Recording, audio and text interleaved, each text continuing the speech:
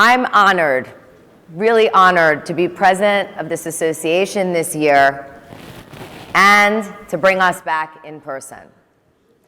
In reflecting on the last few years, we have all been deeply affected by the COVID pandemic, experiencing feelings of isolation, uncertainty, anxiety, all symptoms of trauma. We have but a small glimpse of what the members of our society who are living with mental illness or who are living with ongoing effects of trauma feel. When I was sworn in as president of our remarkable association, one of my first acts was to establish the task force on mental health and trauma-informed representation. Thank you so much to my co-chairs, Sheila Shea and Joe Glazer, for taking on the responsibility and being such excellent leaders of this wonderful task force. The articles in our most recent journal reflect some of the task force's work, which leads to today's topic, mental health and the justice system, impacts, challenges, and potential solutions. In the early 1960s, under then President John Kennedy, the federal government passed the Community Mental Health Act with the goals of ending the confinement of persons living with mental illness and replacing institutionalization with comprehensive, community-based healthcare systems.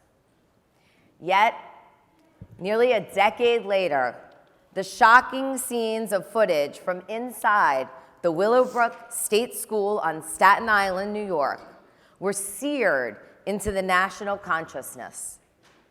It was found that these abuses plagued large institutions, not only for the developmentally disabled, but for those living with mental illness as well.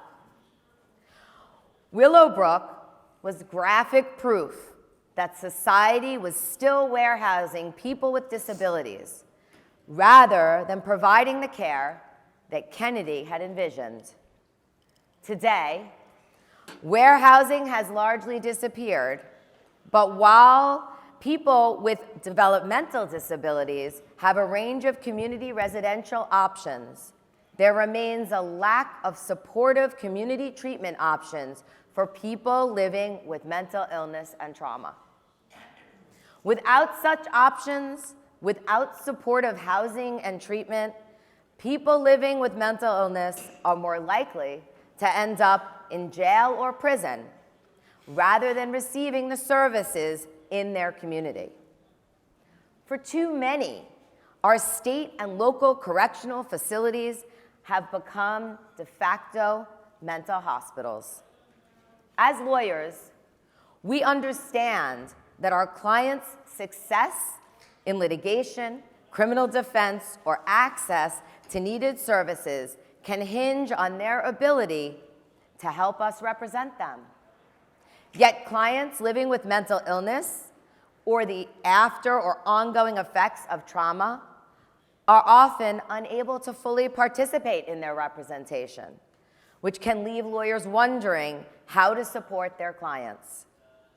The problem becomes acute when clients face potentially devastating consequences: incarceration, being warehoused in local hospitals awaiting treatment, or going without treatment at all. These are complex problems that require multifaceted solutions. Today's panels will delve into 3 areas. In Anatomy of a Breakdown, Libby Carino speaks with Zach McDermott and his mother, Laura Barsala. Zach was a public defender who became enmeshed in the mental health and legal systems after a devastating psychotic breakdown. And Zach, thank you so much for being here and being willing to share your story with the world. Pleasure. and with us. Thank you. And thank you, Cindy, sorry, I didn't know what Libby was saying, but sorry. Thank you, Cindy, so much for being here as well to share your son's story and to share your story with us. Libby is general counsel to Bonaccio Construction and has a boutique law practice focusing on zoning, land use, complex commercial, and real estate transactions.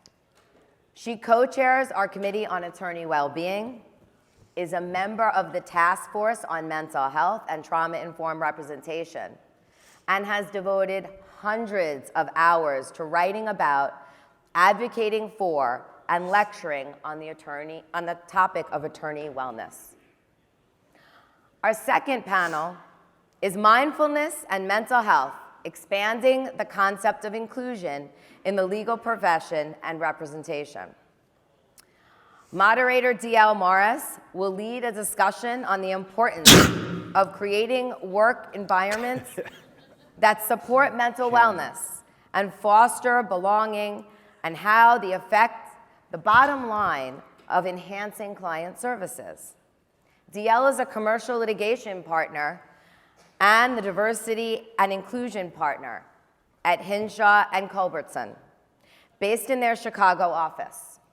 He represents companies in internal management and governance disputes, as well as lender financial workout litigation.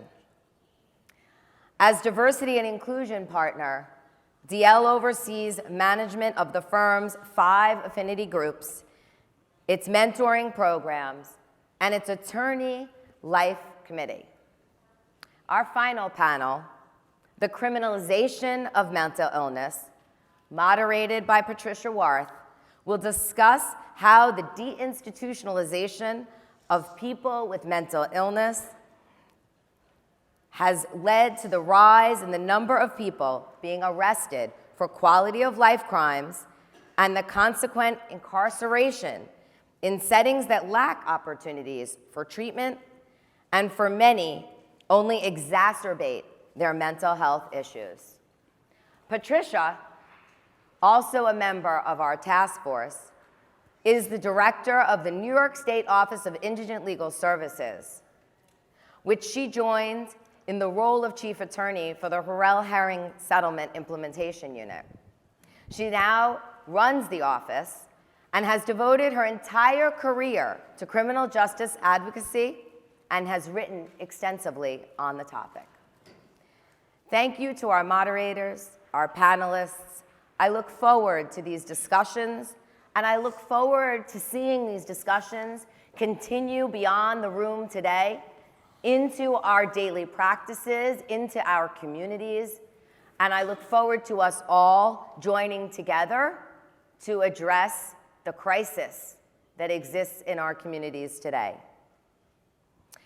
And thank you to our executive director, Pam McDivitt, and the NYSBA staff, New York State Bar Association staff, members Tara, Lana, for their exemplary work on today's program.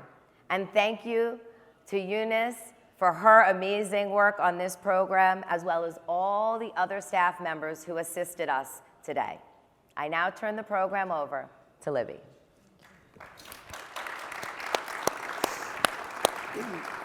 Thank you so much, Madam President, and to Zach and Cindy for being here. Excuse me, I'm fighting a little bit of a cold, so I'm going to try to keep my voice up. But I wanted to start with the video clip of Zach and his wonderful book, The Gorilla and the Bird. So if you could cue up the video for us, please. I know I'm somewhere in Brooklyn, barefoot, shirtless, wearing only soccer shorts in late October. It's freezing. I've totally lost the game at this point. I just stand there and I just put my hands like this and I just started to cry.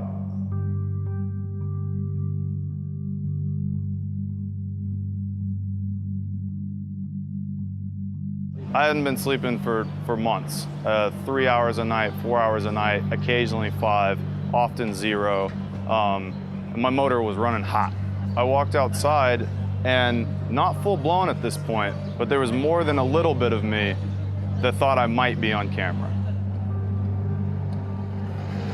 I can't tell you with 100% certainty whether it was that bench or that bench. This sounds like kind of a weird hedge when I've just told you that I walked out and I know I'm being filmed, right? For me to say, I don't think I was full-on psychotic at this point is kind of a questionable assertion to make. There's certainly times in the midst of a manic or psychotic episode where you go down the rabbit hole and that's it.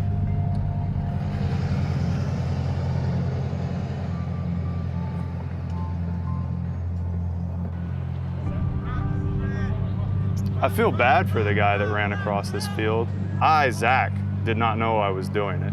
Eventually, whether it's that day or the next day, he's gonna hit a brick wall in the form of an arrest or a psych ward or death. There's just no other way that can go.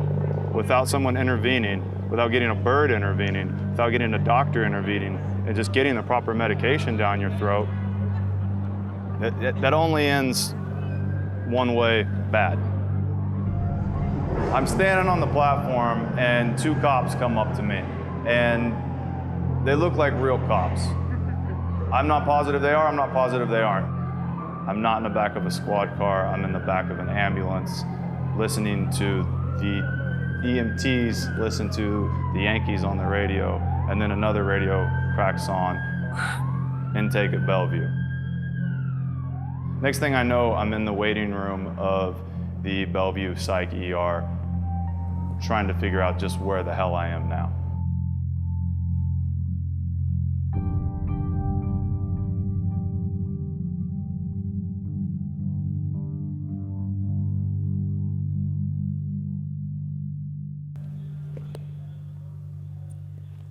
Okay, so Zach, what I'd like to do is start from that moment. Yeah. And for the bulk of your life, you had been on the other side of Bellevue intakes, in that you were working with people who had had experiences very similar to the one that you went through.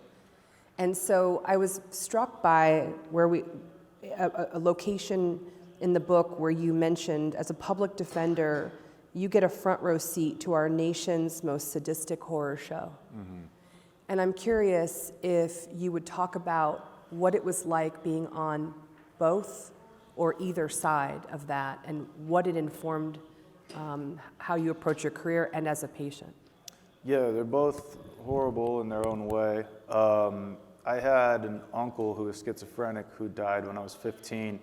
He went to the psych ward the day I was born. He overdosed and he was institutionalized the rest of his life. And that, I think, gave me a familiarity with mental illness to where, like, I could see that someone that looked scary acted in a way that was, perhaps unconventional, to say the least. Wasn't really necessarily a threat. They could just be, kind of hard to process, and you have to, like, really find ways to reach them on whatever level they're at, which is a huge part of being a public defender.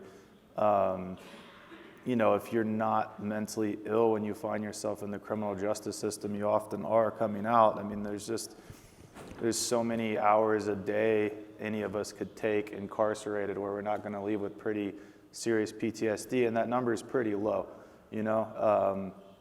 You're scared of violence. You're in these conditions that if we kept pit bulls in that we were about to destroy, people would be rioting in the streets. But it's kind of out of sight, out of mind. And then I just kind of, from both short and longer hospitalizations, know the level of PTSD you leave these situations with. And,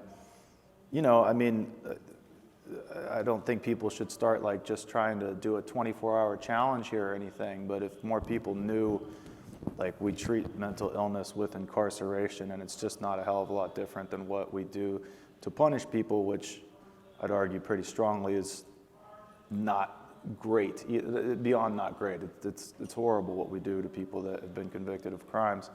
But yeah, it's like the exact same system, and I've repped people that are on the forensic ward of Bellevue. I've been on the other ward.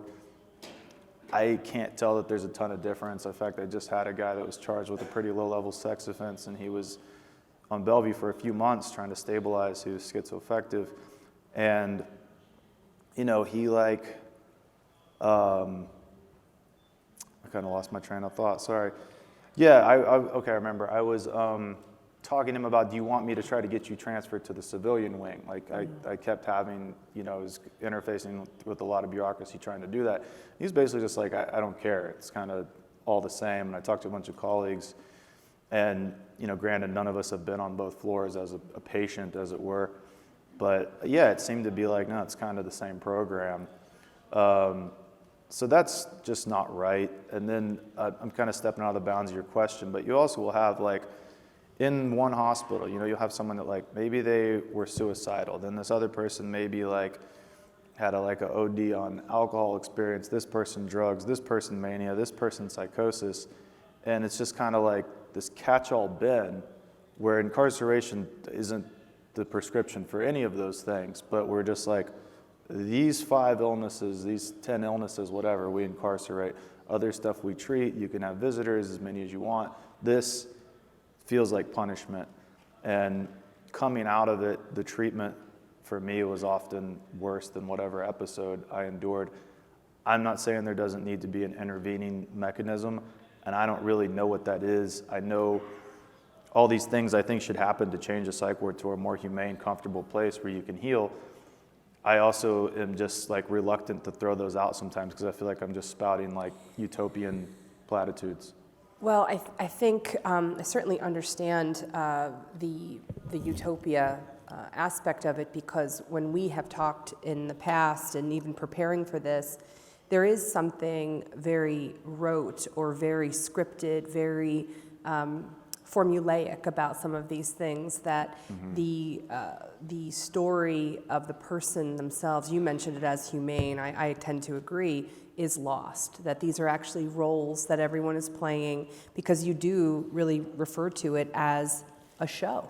I mean, it is, and it's also like a competition. You've got like, it just feels like a play, you've got the judge in his little Jostin's graduation robe, you got the DA reading off of a piece of paper, and the only people there that are having to like think on their feet and like, actually kind of work through these problems, solve a problem, is the defense side. The DA literally reads off of a piece of paper that is, 80% similar for every similarly charged case. Oh, this person stole a battery, this person stole Tide, this person stole water. Same fact pattern. And they read it in this monotone, voice. The judge most times gives them all the benefit of the doubt, and then we're left from a position to like come up with a story, argue the story, get our person out, and then at the same time like throw up our hands and be like, come on, we're literally talking about stealing water from multi-billion dollar organization, and Dwayne Reed that owns half the medical community at this point, and we're arresting people for stealing life requiring substances. Go ahead. Yeah, no, you go ahead. And what I notice is that in speaking with you and in reading the book, that one of the aspects of othering or the loss of humanity in the process is the loss of people's individual stories. And that there's no room there is theoretically room in the system for someone's story, but in the application of it, the size of the docket, the performative aspect you just mentioned, is oftentimes an application where we lose this time and space for what could essentially be, I think, intervention on the human level. Well, it's so like fast food, but it's like fast food punishment. We don't go through and say like, what do you need? What do what's wrong? How can we keep you, living on the right side of tax-paying citizen? Instead, it's like, all right, you did this is the bill, and you're gonna pay it with your ass in a jail cell, and it's just, it doesn't work. You can see that it doesn't work when you look at rap sheets. And public defenders are just as guilty of kind of the falling into the roteness as well. I can look at a charge, hold a file, and be like, that's thick. That's the charge. This is what's going to happen. And yeah, now it's your job to make something better happen. But so many times it's like, I mean, it's like buying a used car. You know, you talk to the DA and they want $1,000 down, and you want, no money down, and you just keep both sitting there going, no, no, no, no, no, until someone caves. Yeah. And, it is like this little play, but I also find it like, in this country, we view it as like a sporting event. It's the same, like Houston v. Dallas, people v. so-and-so. And much like chess, there's an opening, and then you have to be a closer. Like, there's so many sports analogies, and it's like, it is a game, but it's not a game. Like, you're taking a human and you're subjecting them to a horrible thing, and we just are kind of like, this is kind of what we do. And we get up for it. And it's, you remember the OJ trial? I mean, hell, that was great entertainment, right? We're still getting some great documentaries Are we out of not that. entertained? And I think that brings up some interesting pieces about the binary. And in the book you mentioned, I think you refer to this as the good-bad binary as it relates to Bobby. Mm-hmm. Can you speak a little bit about who Bobby is? And how, go ahead. So Bobby Prince Jr. was this guy, he's still very close to my family, but he was, the line in the book is something like, he was born a Crip, his mom was a Crip, his dad was a Crip, and unknown whether they had a family dog, but if they did, he would indeed have been a Crip too. And Bobby spent like the first 12 years of his life traveling with his father in Oklahoma City, learning how to pimp. Bobby couldn't really read till like 4th grade. I became friends with him in high school. He was an incredible athlete. He was also a pretty active gang member, but like never smoked, never drank, kind of walked a straight and narrow as far as Hoover Crips go. But he started coming over to our house every day after school, and my mom was a single mother. She'd make food for everybody, just like crock pot of cheap chicken and rolled up, tacos, a mountain of them.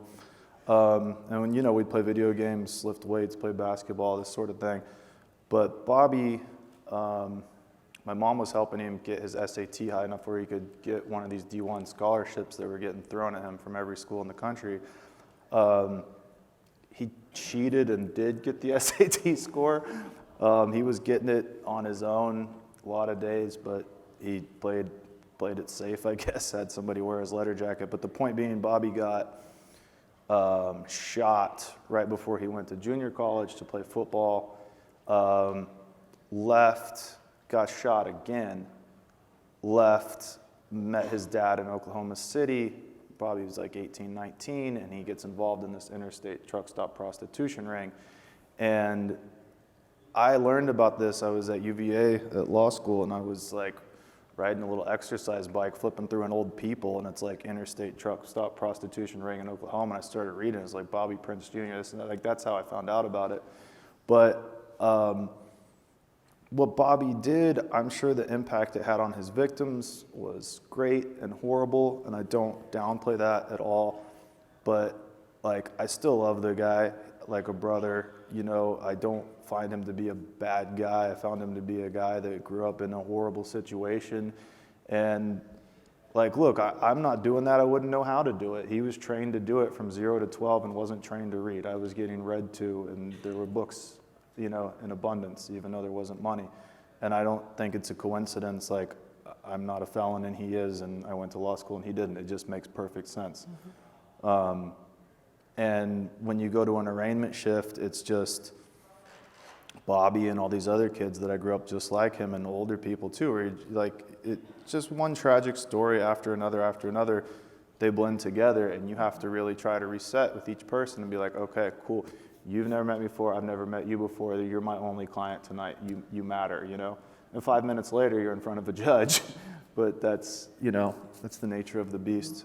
Yeah, you're right, I don't believe in good and bad people. I believe you have circumstances and you do what you can do with it. And Cindy, I'm struck because this was a story over and over again in the book that when you became a teacher and were in the public school system, part of your home life was inviting a lot of these students home who otherwise, I think, from optics alone would say, write them off. But was part of your approach also the human aspect, that all these students had stories and they were welcome in the house and needed to be seen and heard? Yes, I always avoided the teacher's lounge because the teacher's lounge was full of this kid is bad, negativity from this family. And so I decided that I would not make up my mind about my students by hearing, others' commentary on them. And I found that the so-called bad kids are not bad at all, and that if you reach out to their parents, I've never, ever encountered a parent who does not love their child. They love them very much, and they just may not have they don't know how to approach the school. They don't know how to speak to an administrator. And so I just always resolved, and frankly, being his mother really helped me with this, because he was, to say the least, challenging. And I always felt like I had to go to the mat for him and defend him. And wanted his teachers to see, the true self. And a lot of the kids that get a bad rap, they're not bad at all. They're just usually frightened, vulnerable, and they need some love.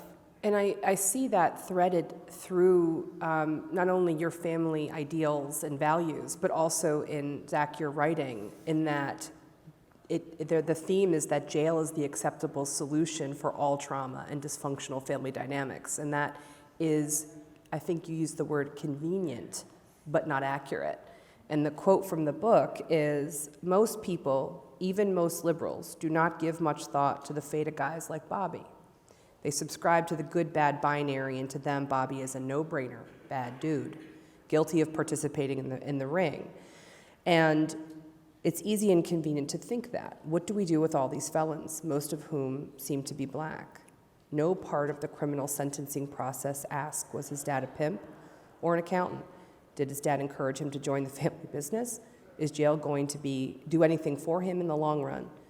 And to what extent was he just a cog caught in a larger machine for which he had no free will? Yeah, I mean, 90% of people come out too. So like, you're dealing with your future neighbor, and I don't know, it's just such a no-brainer to me that like, person does thing, torture person gets better. It just the equation doesn't add up, and I do get that we are going to continue to have this morality binary that's like, this is a bad guy, this is not a bad guy, this person needs to be separated, this doesn't. Well, guess what too, though? Most things aren't interstate truck stop prostitution rings with, teenage girls. That's not most things. Most things aren't rape, most things aren't murder. You can sit through an arraignment shift in Brooklyn or any of the 5 boroughs, and it's boring. It's just one bullshit thing after another. Where, like, if you're sitting there really going, does anyone care? No, no one. All right, next. Anybody care about this? No, no one. Like, people jumping turnstiles, and you're spending how many $1,000s to lock them up, to pay me, to pay the prosecutor, to pay the judge, and then guess what? When you leave, I give you a Metro card. It's insanity. Irony. The reason I asked that is because in looking at the good and bad binary, or the black and white thinking, there's a place in the book where you are meeting with, I think it's Dr. Singh for the first time, post the Bellevue incident. I think you had returned from Wichita and were back in New York. Yeah. And you're running through the symptoms he's reading out of the DSM-5, right? And I'm struck by that because dichotomous thinking, or black and white thinking, is in the DSM-5, and yet it is something that the system utilizes to assign, in the extreme, and yet so much of what happens is in the gray, or in the context, or in the story behind what you can see up front. And I was curious to ask you, where do you think in the process of how we do things currently, could there be the most impact in being able to introduce context, which is missing so much? Yeah, I mean, I think, especially like in a hospitalization in a non-criminal setting, like what you really need to do is, there needs to be a lot more like Monitoring, you can be in those places and see a doctor maybe 5 minutes, and they don't necessarily even say how you doing. They're just like, yeah, it's going to be a few more days. And you're like, you didn't say good morning yet. You didn't ask how you slept. And these episodes, even though I've been like pretty, I mean, just lights out crazy, no doubt about it, you can come out of it in 24 hours. Like often all you need is a good night's sleep. The big symptom of this is you're not sleeping, but it's also the solution, and the best medicine for a manic episode is sleep, and it's hard to come by.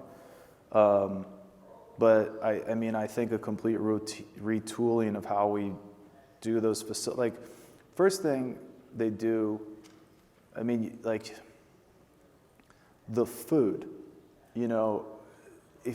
if you're used to eating a healthy diet or not, I mean, like, you go from, I'm largely a vegetarian.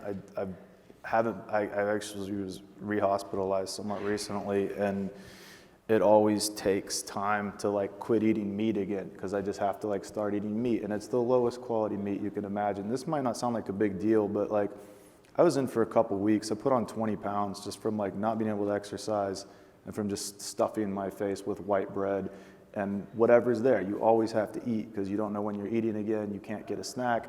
It's crazy. And like the stuff's like prison quality. I mean, we sit there every time it comes. There's just a collective groan, And what makes it, if you went to a doctor and like, I want to be healthier, what would he tell you to do?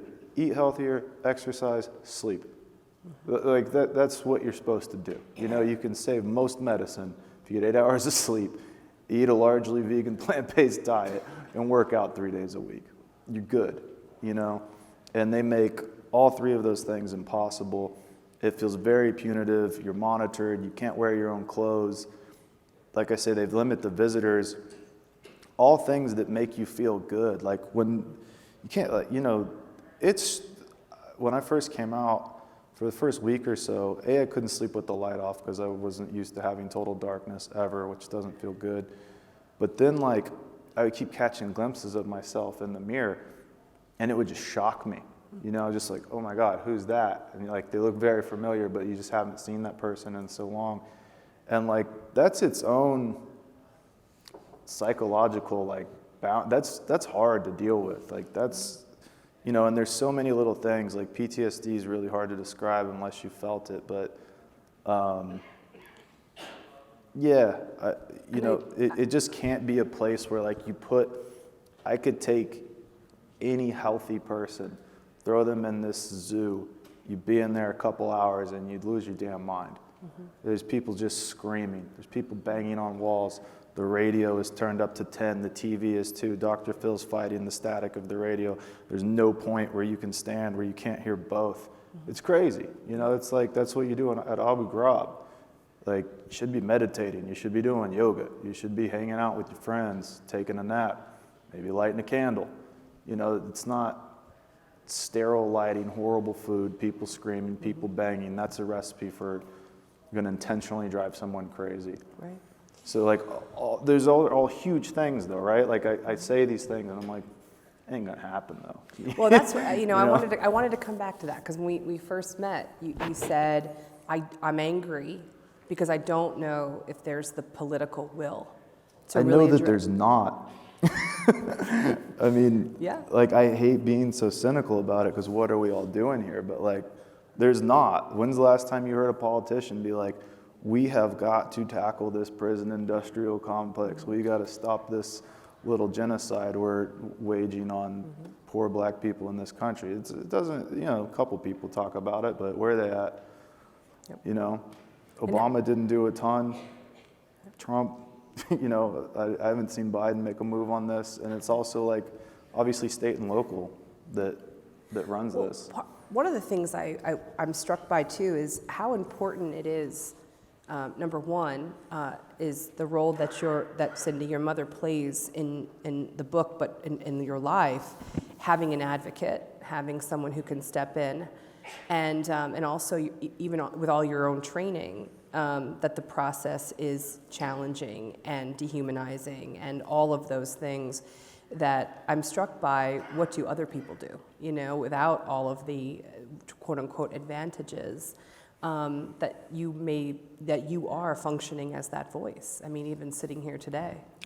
They don't even tell you how to get out once you get in, and it's on you to prove you're sane, which, like, go ahead, start, you know? But the way you get out is you write a note that says, I want to leave. Like, you have to write that note. You don't always have to, but then they have like 72 hours they can hold you, then they can change your status. But they don't tell you, like, you need to write a note. And no one, like, you can see a lawyer eventually who you might spend 5 minutes with, and I had a lot of respect for my lawyer, but she was literally just a public defender for the whole hospital, and there needed to be 20 of her, and she was one. And I can speak this stuff at a pretty high, fluent level. Like, I know the jargon, I can make arguments for her. We were doing this. She had a mask on, was standing up, and walked away in 5 minutes every single time. And I'm not saying anything bad against her. She was doing her level best, for sure. But you're there, you're lost, there's no explanation.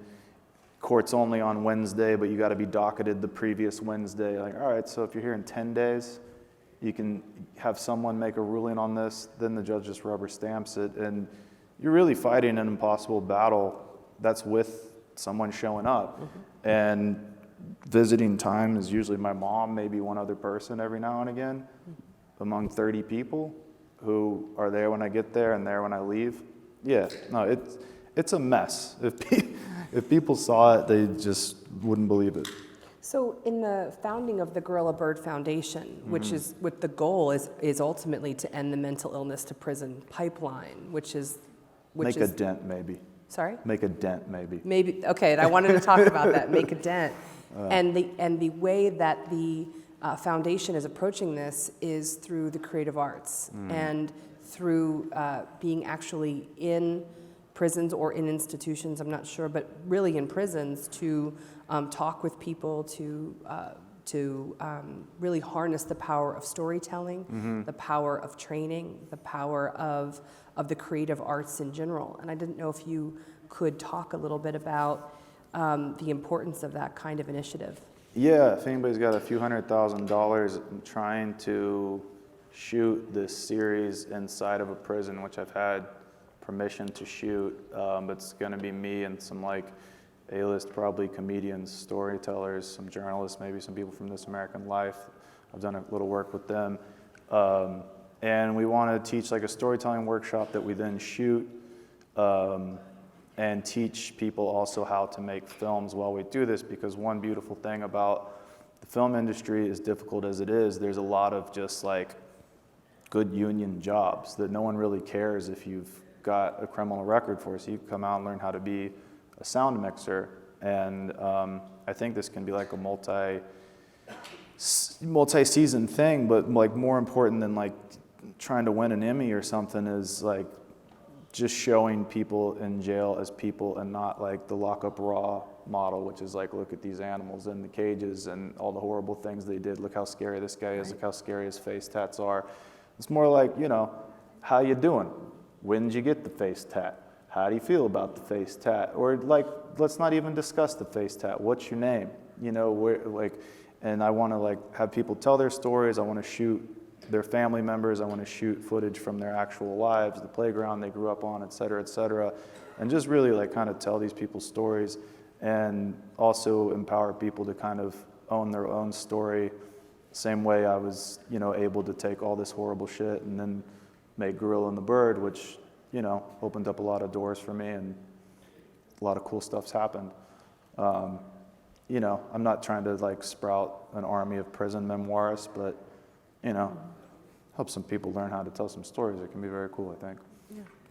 And what aspects of growing up in your house, and Cindy, your influence about allowing people to be seen plays a role in the foundation and its mission?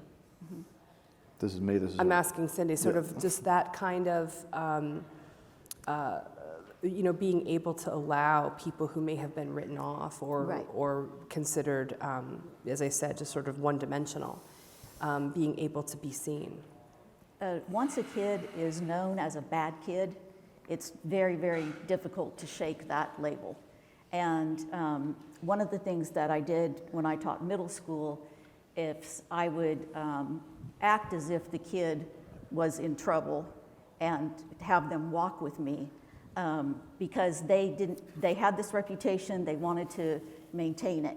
However, when I ran into a fellow teacher or an admin or whoever, I would say, have you met so-and-so? He's the best artist. If you show him a picture, he can recreate it. And I would talk about them and magnify their attributes, because a lot of times these kids are only seen as frequent flyers in the assistant principal's office. And it takes time and it's uncomfortable to get to know people who are different from you, but the benefits are unbelievable. I was able to start a gospel choir with the kids that if you would have said, oh, they sing in a gospel choir, would have not have believed it. And so I made these tags that said, if you don't believe in angels, you haven't heard me sing. Oh boy. And I went out, well, the kids were on recess, and I, pinned these, and it changed them, it changed me. It's just beautiful what can happen when you approach them with compassion and love instead of, oh boy, what's he gonna do today? And it's tempting to fall into that trap because it's exhausting. Yeah. Thank you. So I know that, Sherry, you're here and you had an opportunity to read the book and share it with me. And I wasn't sure if you wanted to open up questions for Zach and Cindy. Well, thank you, Libby. And I will say that your book was incredibly insightful. It was moving, and all the points that you're making here today are so important for people to hear, and so important to hear from the perspective of somebody who's been involved not only in the system on the professional side, but also been involved and experienced those things from being in the hospitals and in custody.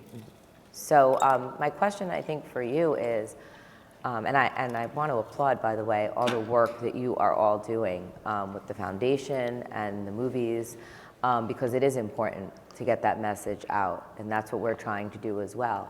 So I guess my question, and it's really for either of you, is what you see our community, the legal community that is, can do to help solve some of these problems, to push the needle, if you will. And I agree exactly what you said. It's a long process. It's not like we're going to be able to change this overnight. We're ingrained, unfortunately, into this cycle. And so I'm wondering where you see the legal community's role in this. I mean, I think it's hard. It's a bunch of money needs to come into play, right? And the only way that happens is lobbying. So yeah, I think awareness creates money, possibly, but there's obviously got to be some action after the awareness. So it's the same way you change any law that's needs changing, and it is really hard, and it's a cumbersome thing to try to move, but one thing I'm always astonished by, when you see these police videos of usually young black men getting murdered, is this can't, it can stop. It doesn't have to be that way. You can just be all right, from now on, no more murdering black people. We're just done with that. And if you do it, you're in trouble now. You can just do that. That could happen. And I think if enough people were kind of educated about that issue and this issue, there could be a political will to just be no, that's actually very stupid the way we're doing that. But that probably comes with a PR game, and it definitely comes with a lobbying game that, hopefully we have those torchbearers really. I know you guys do a lot, and I think it's part of it's just keeping your chin up and continuing to swing, because both these fights feel totally unwinnable. Yeah, and being a public defender myself, and a career in the criminal justice system, one of the things that's always struck me is, impossible is when you turn to our system and say, I need a program for my client, and the answer is, well, they're not in crisis. And my answer is always, well, I'm trying to prevent that crisis from happening. So, I wonder in those instances, in your role with legal aid, what your experiences have been, and maybe you can share with us some of the alternatives or the ways that you have approached when you've been faced with that very issue. I think they need to have like more risk-free programming, because what ends up happening, it's not my job to make a judgment on what's the best life decision for you, like whether you should go to rehab or something. My job is to get you out from underneath whatever criminal liability you're facing, and that's it. It's just literally to win. It doesn't have anything to do with what I think you should do. That's not my place. But I think if there were more programs that were like diversionary and like, not that hard, they could really help a lot of people, but it just needs to be without a consequence, because so many times they use that as a hammer, like, okay, we'll give you this program, but if you screw the program up, this alternate sentence is there. And I don't think that's necessarily the way to lead people to water, but there's also just the programming that does exist is a joke, like you go watch a video or something. It's nothing that's going to change anybody's life, and that's also just political will. I mean, people need housing and people need food, and I just am always coming in contact with people that are short on both of those things, and I kind of feel like after that, do what you want, got to survive. And Cindy, if I could ask you, being a mother and a teacher, as we've talked about, but what is it that you found that you were able to do? What kind of supports were you able to provide for Zach throughout his life and throughout his times of crisis that you would encourage either individuals to do or the legal system to do more of to support? I'm actually going to answer that from an alternative education viewpoint. You asked, what can public defenders do? There's a day called Constitution Law, and in Kansas, if you call, you'll get an attorney for a day. And when I called, I happened to hit the jackpot, and I got a public defender who was from St. Louis and was willing to come to my classroom. So he would come to my classroom. My students were adults. Most of them had been incarcerated, or they became parents when they were in high school. They didn't get to my school by being stellar students. They all had a rough story. So in high school, you can take photography, orchestra, band, all these electives. You can't do so in an alternative school. So I designed a class that could be counted for elective credit, and we would have speakers come in. The public defender was the favorite one. The next favorite one was a police officer who came in and had his body cam on, and they were able to relate to my students and tell them what rights they did have, whether they had to let their car be searched or not, and things like that. So just to be willing to give of your time and yourself would make some public teacher very, very happy. Wow, that's great. Okay, well, thank you. I know we have a few minutes. We left 2 minutes for any questions from the audience. Does anybody have a question for Zach or Cindy? Yes, sir. I know. Do you mind going to the mic? Oh, he can't. I'm sorry. Bring the mic down. Sorry, Norm. Thanks, Drew. No, they've brought the mic to you. There we go. So I'm a public defender in Western New York. It's not upstate, it's Western. You've heard Buffalo, all that stuff. Oh, yeah. But I'm in a rural county, and it's about 99% white, and we represent a significant number of individuals with mental health issues. Law enforcement has been terrific. There's been no shootings. When someone is acting out, they'll get phased, all right? Non-lethal kind of stuff. Extraordinary situations, which I think would end much worse in urban areas. But what has really confused me the most in doing this work for well over 50 years, we'll have people in a psychiatric unit in our local hospital, and they will act out. And what does the psychiatric unit do? File criminal charges and put them in jail. I mean, that is the most pathetic use of our jail system. The jail is what is used for anyone who can't be controlled in a, let's say, a civil type of psychiatric unit without the security that you might have at Bellevue or down here. So I don't know the answers, but one answer that we've come across is mental health court. That is a diversion program very similar to what you're talking about, getting people out of the system with supervision, mental health treatment, etc., with a good ending to the story in most cases. That's one aspect of it, and I don't know what else to say other than we are ill-prepared to deal with the population that we have, whether it's rural, suburban, or urban. And race is not the issue in many of these cases. It's mental health and the inability of our system to deal with it.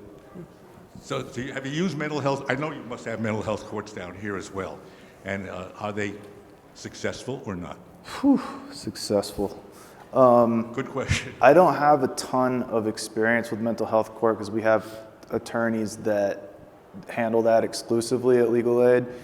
I think the general rule of thumb is like stay out of it, simply because same with programs, you get tied up in these things that can be cumbersome, and then if a client fails, like often they're looking at a jail alternative. I think it's really interesting what you said about being charged with a crime. Well, I mean, you're almost by definition unable to commit a crime, right? Lacking the mens rea, the guilty conscience to perform an actus reus, the guilty act, right? It's you. And by the way, Zach, the DA agrees with me.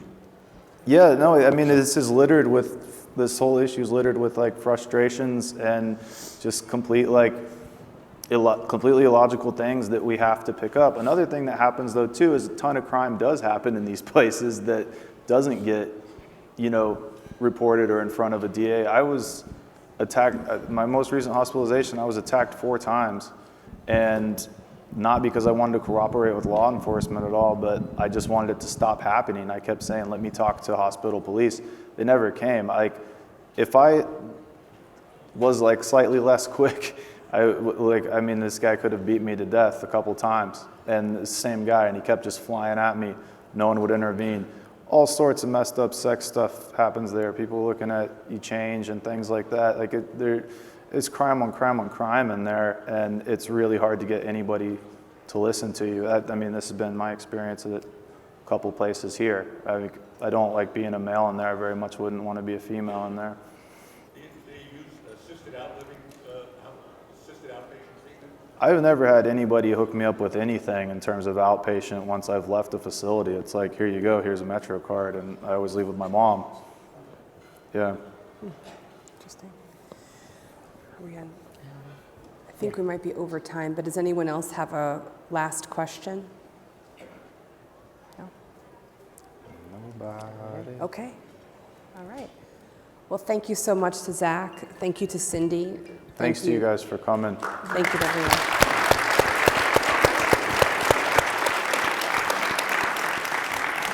Thank you very much, and thank you for sharing your story with us and for taking the time to be here with us. And I look forward to seeing all of your projects, and please let us know if we can in any way work with you to solve this problem. Thanks. Zach's The Gorilla and the Bird can be found on Amazon. It's available on Audible, and the Gorilla Bird Foundation is also online with its own foundation website. So I encourage anyone who's curious about Zach's story, as well as some of the initiatives, to reach out and check there. You won't be disappointed. Thank you.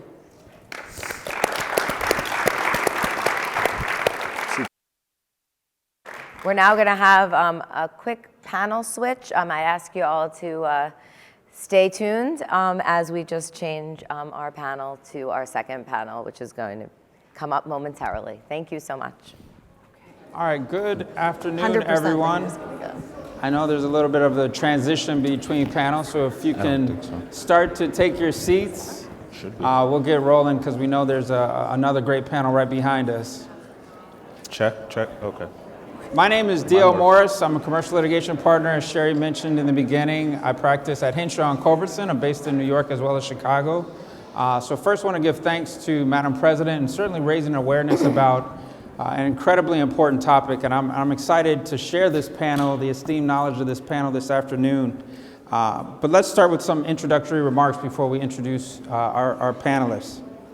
So serious mental illness is reported to cost the U.S. economy $193.2 billion in lost earnings every year and $1 trillion in lost productivity worldwide. Certain mental illness also leads to 40% more in health problems, such as cardiovascular and metabolic disease.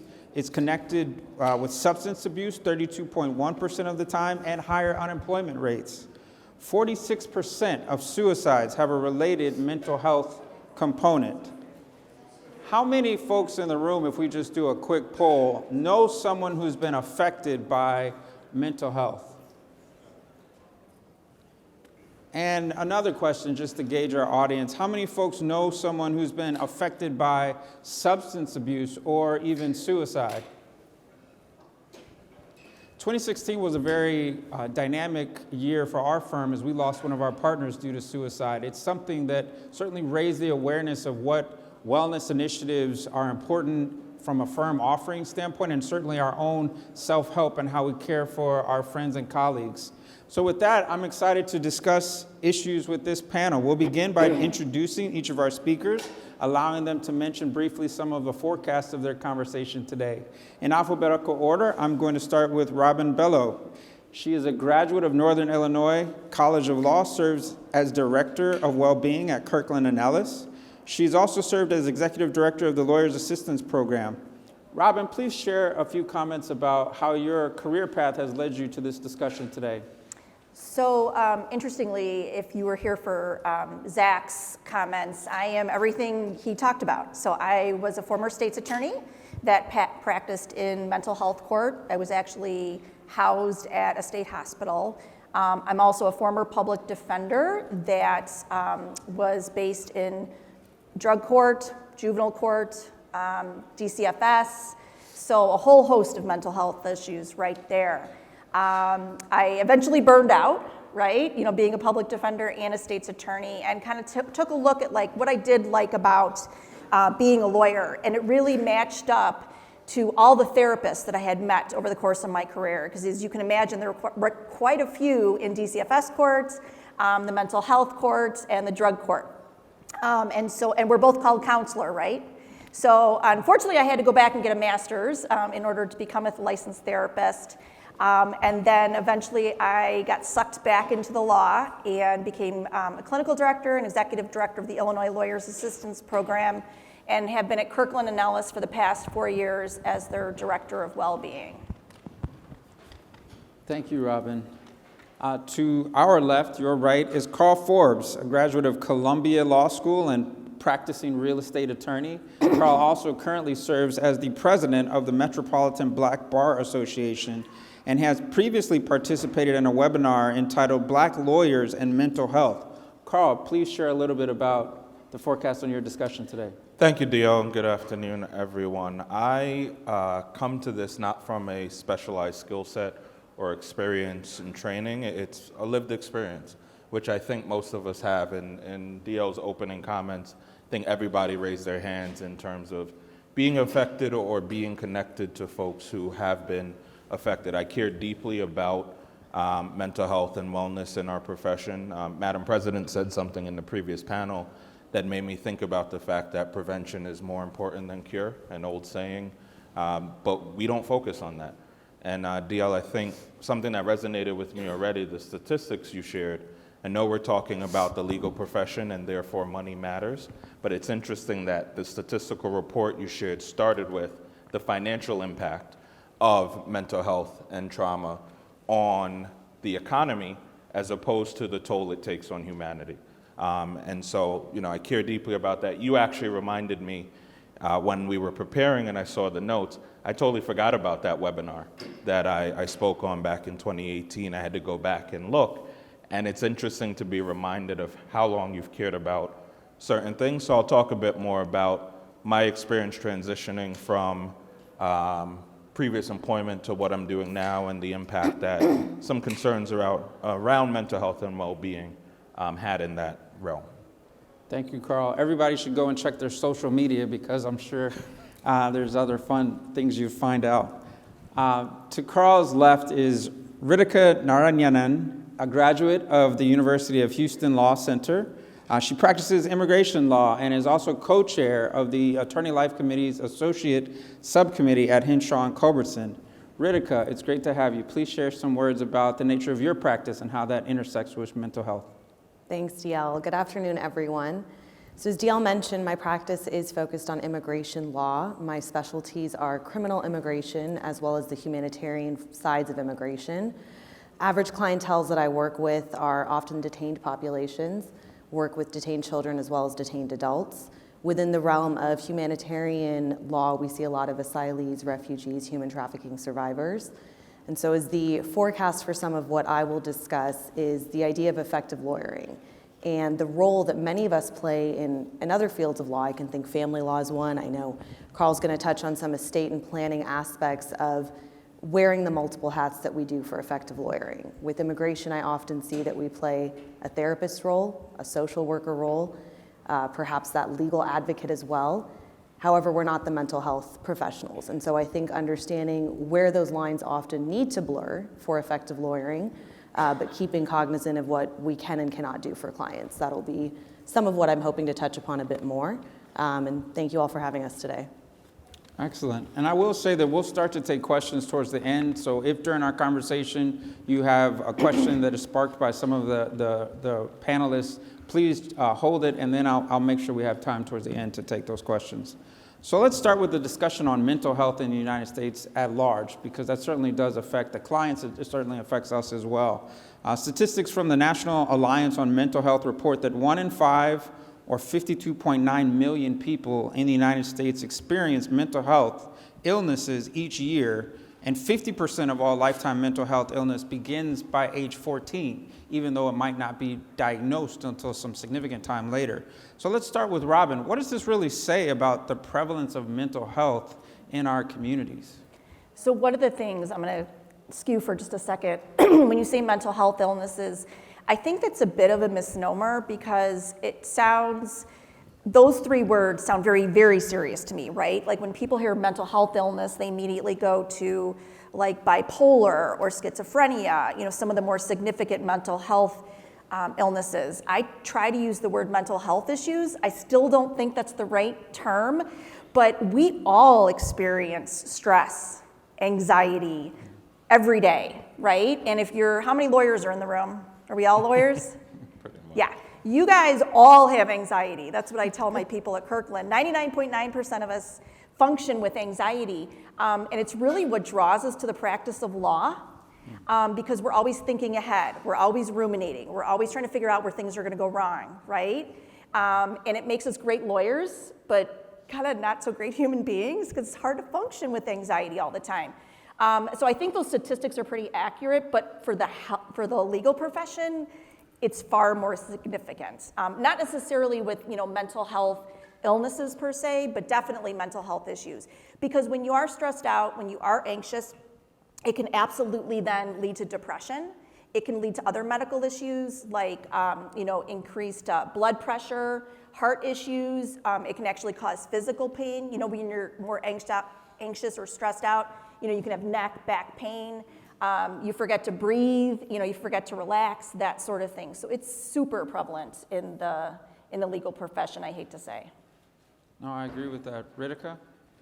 So I think you touch upon an interesting point about the prevalence from such a young age. And I think one of the unique aspects as well in working with children, and I know that Robin and I had touched upon this in some of the time she had spent with juveniles, we are often challenged with addressing the stigma around mental health as a community from that young age. And this idea of community care that may go into someone who's diagnosed at a young age maybe doesn't continue into adulthood. And I think whether we're working with a child as a client who's transitioning into adulthood or an adult who perhaps has some of those anxious tendencies, some of those mental health components stemming from childhood, it's something we have to touch upon.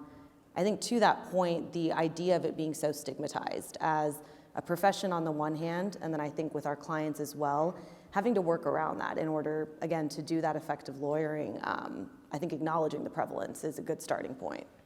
I think it tends to fall apart, at least from my observation, from high school to college.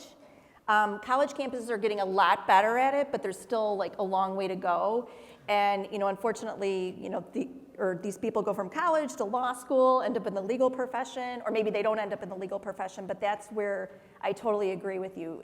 In childhood, it's still addressable. Your parents are there with you. Your high school tends to be more on top of things, and in college, it's just so big, you can fall through the system. Well, Carl, you were speaking on a panel about 5 years ago on this topic, and we're still talking about it. So it's still an important issue.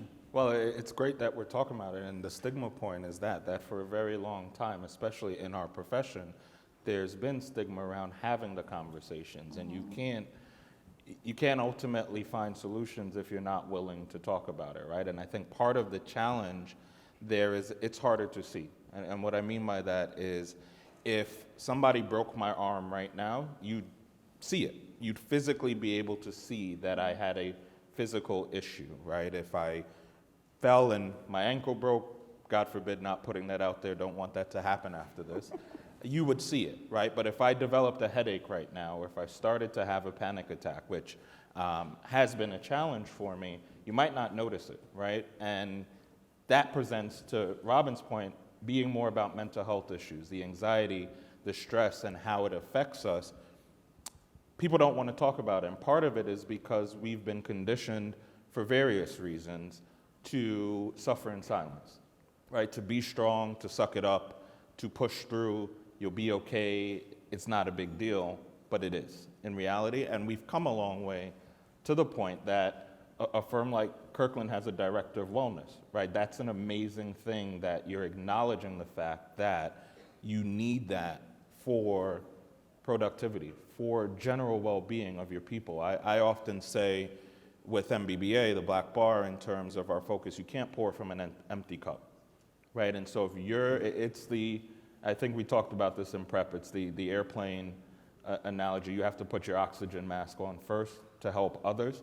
And our profession, naturally, we're helping others, but you have to make sure you're taking care of yourself first. And I think it starts with the conversations like this. No, absolutely. We're going to touch on a lot of the self-care dynamics. I want to pick up on something that Robin mentioned just in terms of the legal profession. Statistically, in the U.S. at large, anxiety is the number one condition reported for mental illness. Depression is second. PTSD tends to come third. And other statistics suggest that women are 51.2% more likely to get help compared to 37.4% of men. So what factors are at play? Is that just a gender norm or some other dynamics that you think come into play when it comes to differing gender responsiveness to mental illness or how you described it, mental health issues?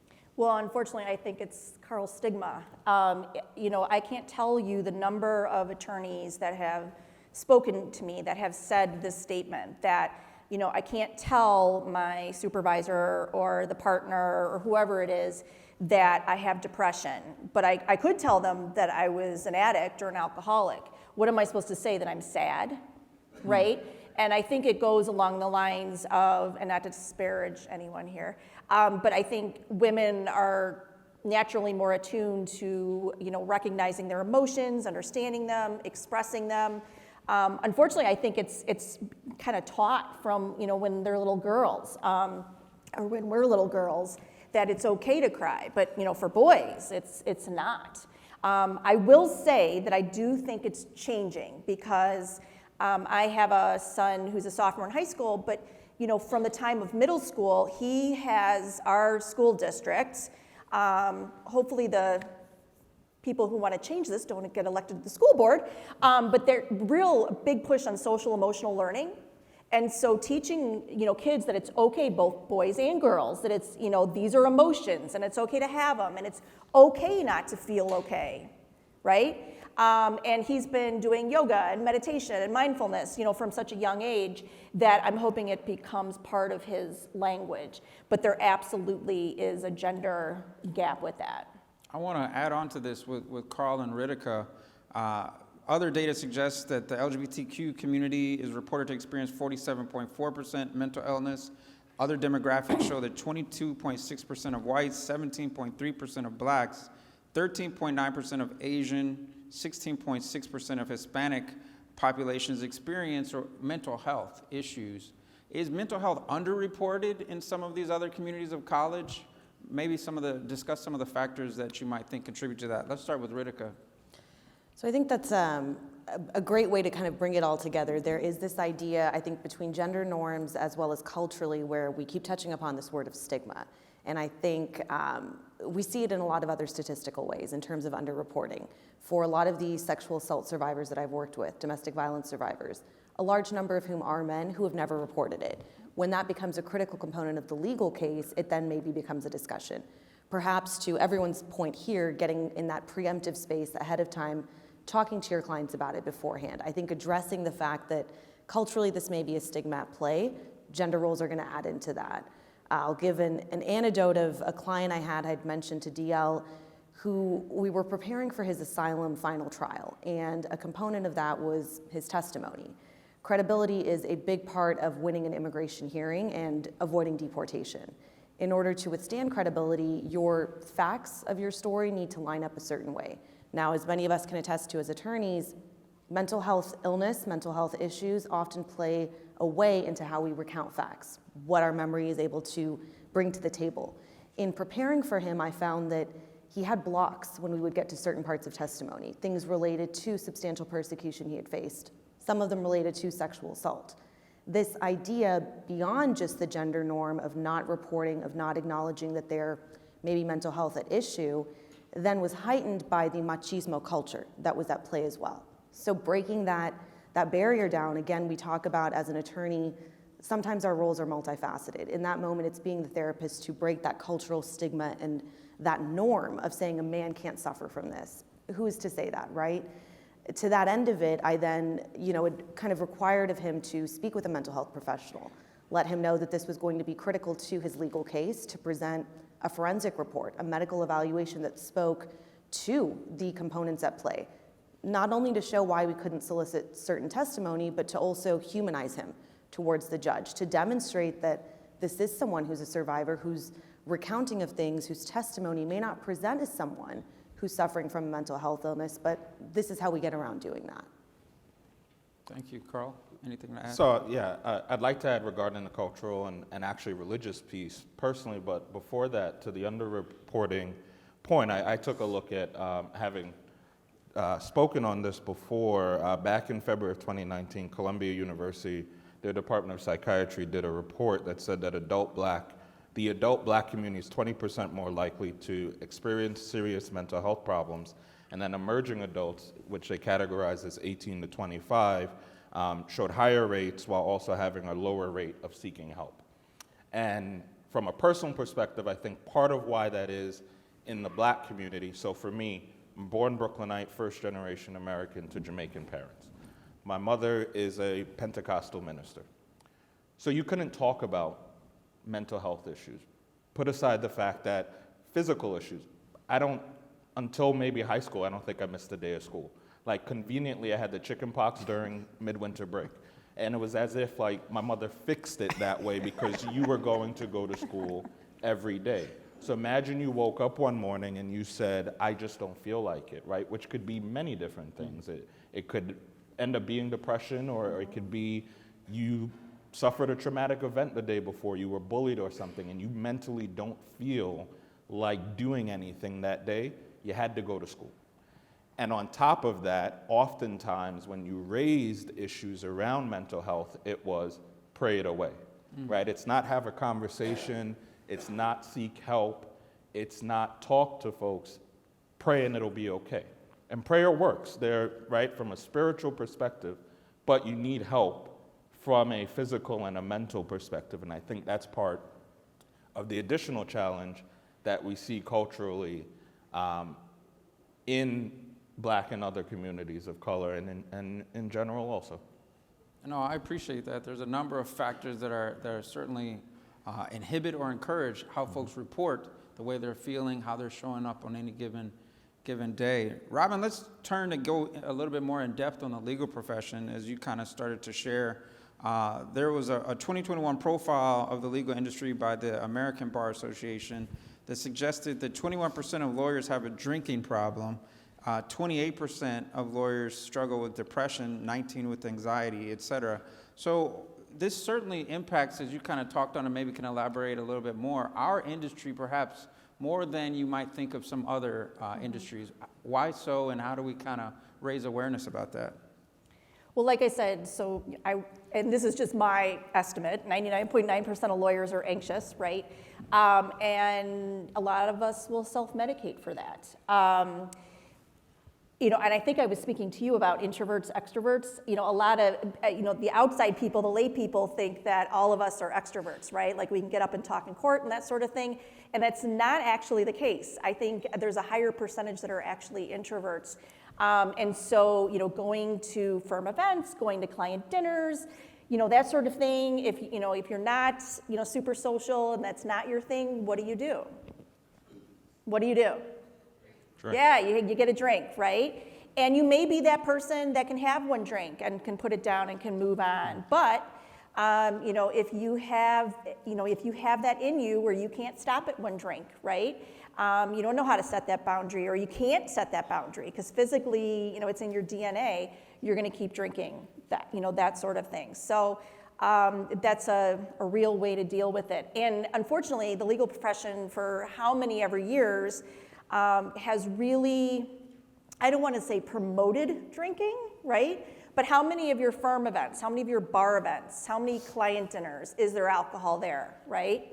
I've had so many associates, kind of reach out to me, both in my time at the Lawyers Assistance Program and, at Kirkland, say, I don't feel like I can say no. When a partner says, hey, why don't you have a drink? There's that rare exception where someone will say, oh, actually, I don't drink. Coaching them to have a drink in their hand. It may not be alcoholic, but it's not necessarily apparent. But it's crazy, right? I mean, how old are these associates? And they're still dealing with peer pressure. Mm-hmm. We worry about our high school and we worry about our college students, but it's still happening in the legal profession as well. So unfortunately, those statistics are very true. And I'm not going to try and do the math, because that's why I went into the law and a therapist, because I can't do math. But how many people are in this room? Match it up with DL statistics. It's a big number. Right. If anybody's like me struggling through dry January, it's fun and it's like healthy, but I hate it. Carl, you opened your own practice, I think 5 years ago or so. Mm-hmm. Describe any of the challenges that come associated with that. I imagine it was a very peaceful and pleasant experience, no stress at all.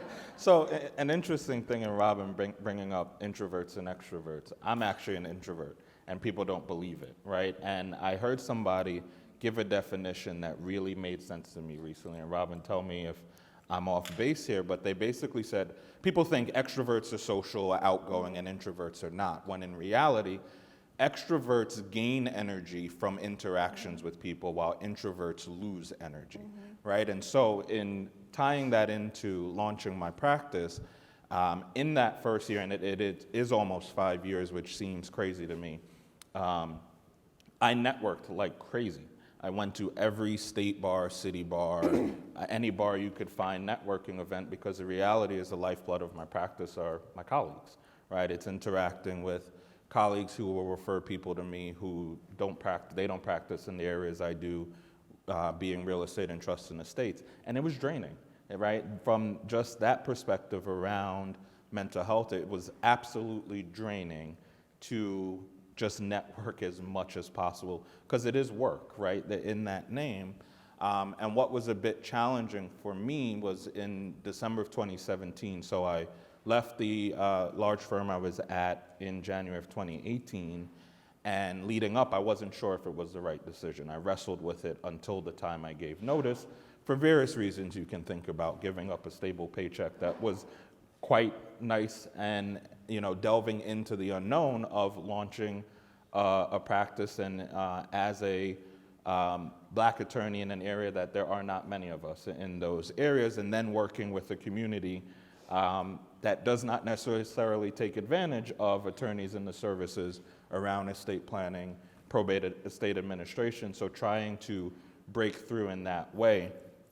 And I remember in December of 17, I really didn't want to get out of bed, right? I had reached a point where it was over the firm I was working at, the challenges I had dealt with there, and it was sort of this stuck point where I saw what was on the horizon, but I was afraid of what was to be. And I was also in a circumstance where it's like, I need to get out of here, but I also have to continue to show up, and so what do I do? Thankfully, as an adult, right, I didn't have my mother sending me to school anymore, and I was able to say, I'm gonna take a day or so and stay home, right?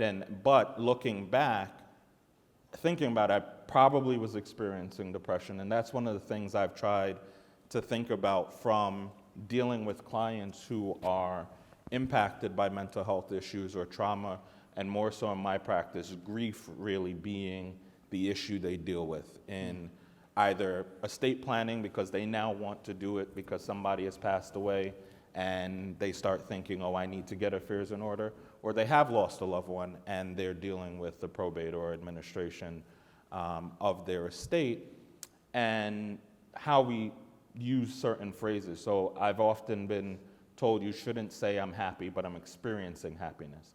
Or you shouldn't say I'm sad, I'm experiencing sadness, or I'm experiencing depression, because it takes it away from a bit of what Zach was saying in defining in binary terms, good or bad. A person is this or that, whereas you're living an experience at the time that you can come out of instead of you are this. And sort of coming back to those thoughts and processes helped me realize I'd be all right. I still think I need to get professional help, just generally. I think it's important, and I'm sure many would say that you should, but that's a burden I'm still wrestling a bit with. So Well, I can help you with a referral. I'd appreciate it. And that's the reality, right, is that things like this, having these conversations, open you to that comfort level. Where do you start? As opposed to going out there, especially as an introvert, and trying to find, whereas you might get a great referral that somebody hearing your story, talking with you, helps you, or you participating in a panel like this as an attendee helps you feel comfortable in saying, can you refer someone to me, or can you help me get this process started? Absolutely. I think being in the legal industry, we don't often think about the intersection of when things happen in society around us and the impact that that has on our mental health, the way that we show up in a room, how we feel.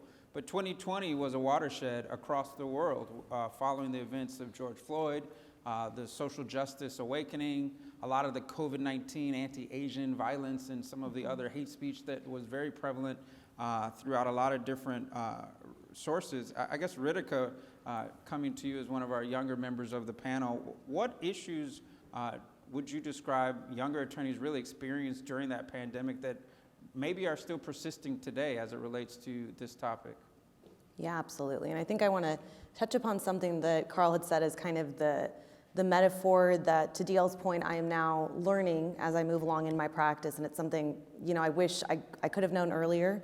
Perhaps that's something that comes with the time and the experience. But this idea that we've all heard of, when you swim against the tide, it's harder than just riding the wave. Accepting that a lot of what we do as attorneys inevitably is this caretaker role that doctors and medical professionals are hailed for, but in a similar context, we are not. When people come to us with an issue of legal rights, it's often the first time that they think about a legal right in the same way as their medical care or their health care. In those moments, and I think certainly heightened by the pandemic, especially for young attorneys coming out who have never been in the traditional legal setting, who've maybe never been in an office, never been to court, are doing this remote atmosphere. It's riding along some of those waves and acknowledging that a lot of it's out of the control of what we can do. And this idea too, and again, I think a lot of this comes with practice, but knowing what your stress triggers are and how to handle those a bit better. Keeping cognizant of the fact that secondhand trauma might be inevitable for a lot of the fields of law that we all practice in. To that same end of it, I think that metaphor of the airplane mask in taking care of yourself, I think especially during the pandemic, it's perhaps some of those boundary settings, whether it's in the home environment with clients, with other staff. For younger attorneys, and this is part of the role that I play in the committee that I sit on for the firm, I think a big part of what we lack and we don't know is the advice from more seasoned attorneys of how did you get to where you are now? Because the stress doesn't go away. And I think anyone who's got even a couple years on me in the room will say that. It's how we learn to deal with it, how we learn to ride through that wave. And that's, I guess, my 2 cents coming from that perspective. The encouragement I would give to anyone in any position, there's someone more junior to you, no matter what spot you're in. Tell them what your calibration point was. Share with them the story of this is the client, this is the moment for me that set me into a spiral and how you came out of it. Those tools are what we all use in this community care idea, I think, to push through something like a pandemic, now to something like remote hearings, into the next phase of whatever the world is going to look like. Well, I appreciate that. I want to keep the conversation with you as we talk about the clients that we service when it comes to mental health issues. And a report suggests that 87% of lawyers believe their clients expressed anxiety or depression or some other sorts of mental health conditions due to their legal situation. So Ritika, you mentioned the different roles that you've played as a humanitarian, as well as certainly crimmigration is, I think, the term of art that you'd used before in the criminal and immigration practice. How does mental health really play a factor in client services for you? So I think in a twofold way, right? When we think about that advocacy, it's as the attorney, that role again where we're therapist, we're social worker, we're also advocate. But then looking at it from the client perspective, again, breaking the stigma and norm around perhaps this is the first time that this person has even realized that they may suffer from post-traumatic stress disorder. And it's sitting with them in that moment and allowing the therapizing aspect of what your practice is to gain information from them that may help them in their legal case, may just help them in their life. And I think with the specific populations that I have worked with, a lot of whom are incarcerated, it's finding creative solutions for some of those social services that you may have more easily accessible if you're not detained. It's putting them in touch with some of the mental health professionals on site, knowing who the members of each jail are, perhaps within the mental health community, within the medical communities, and knowing where and when to loop those individuals in. It's often sharing with your client, hey, this might be in your interest for me to share with the judge. I think it's also looking at the different context of family and community around that idea. Is this someone who is in a silo fighting for their legal rights, or do they have the backing and support of others who we could say could help out in their case? I think that's something that I believe a number of us will probably say we've seen in our practice, just in terms of that idea of being able to effectively lawyer. No, you hit on a lot of things that are considered best practices for attorneys when you believe your client is exhibiting some sort of mental health concern, being flexible, being empathetic, seeking outside support. Well, Carl, during our prep session, you really talked about even being in a real estate practice, you've had instances where you've had to at least question whether or not there was a mental health concern affecting one of your clients. Discuss that dynamic and some of the steps that you took. Yeah, and there's actually a second one I just thought of I want to talk about. But there, it was really the expression of, or how they communicated, and everything was sort of frantic in a space where typically there shouldn't be, right? Real estate transactions, especially on a simpler residential level, tend to be pretty straightforward. And there's a linear path in terms of starting with negotiating the contract and working to closing. And there it became apparent to me with communications that client, I needed to show some grace in terms of how I handled interacting with her, because there would be moments where everything seemed normal. We'd talk, and then the next day it was as if we never spoke. The emails I would get at like 2 a.m., the phone calls following, and it's like, we just discussed this yesterday. And so it's sort of subsiding your natural tendency to want to respond like, are you just not listening to me, and recognizing something may be going on, but we're also not necessarily in a position, or especially I'm not in a position to necessarily to diagnose it all or to truly say what's going on. But the second one I thought about, and what I think is more poignant here, is in a practice where you're not normally or necessarily dealing with people who are trauma impacted or have mental health, is remembering that our clients are humans at the end of the day, and they have things going on that you might not know about or may become important for you to know about. So the example I'm thinking about, a client retains me to purchase a home, and like most clients go, I want to close tomorrow. And it's like, well, that's not possible, right? Because again, there's a process that you're going to go through, and subsequently learn the reason it was important for them is because they have a sick parent who they need a specific home and to care for that parent. So now I understand they're not just one of the many clients who just say, I want this done yesterday, let's get it done. There's a more prevalent issue. So I know I have to be more tactful in my interaction. I have to take how they respond to things a bit differently because they're dealing with pressures in their life that are making their reactions, their presentations different.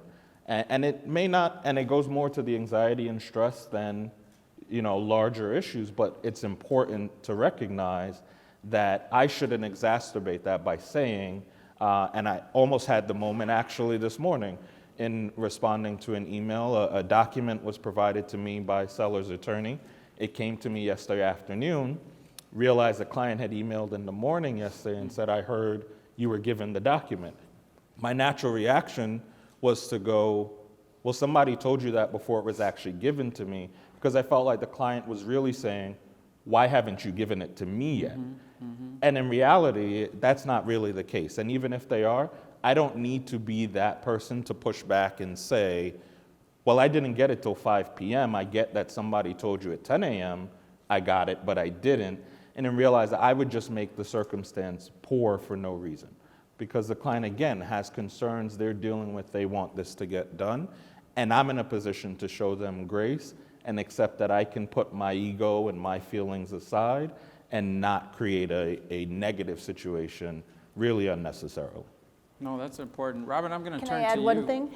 Sure. So I think when working with clients too, I think most people understand when they're stressed or they're anxious.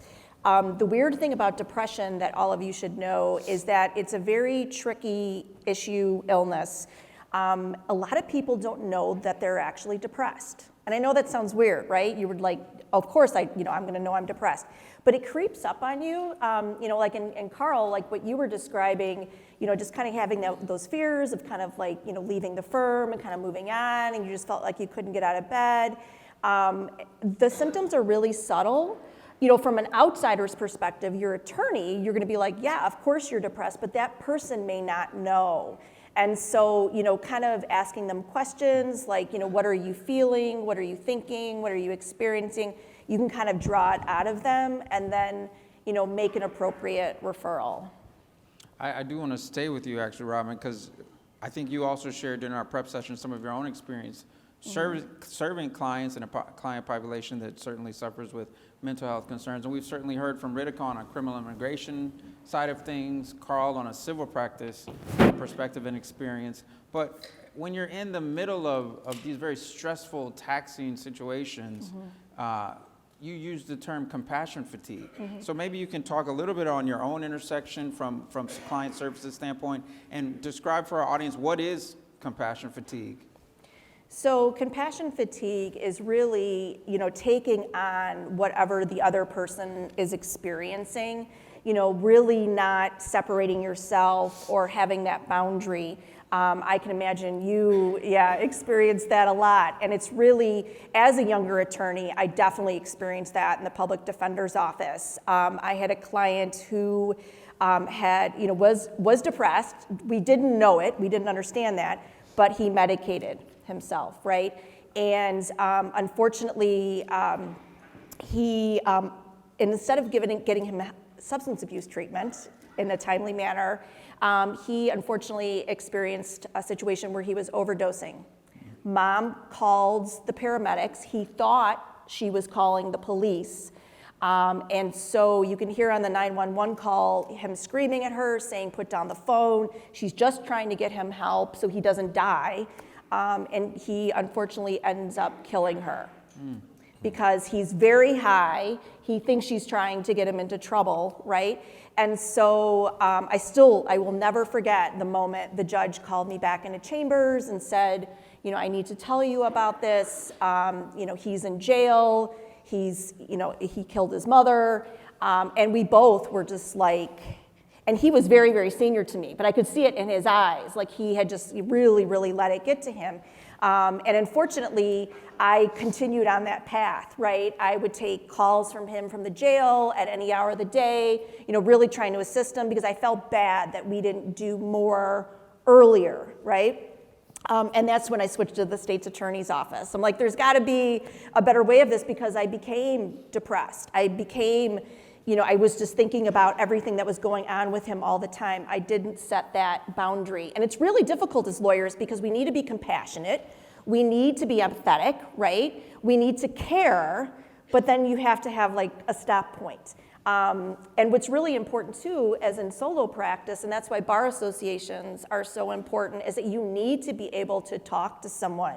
You need to be able, to get it out and kind of talk it through.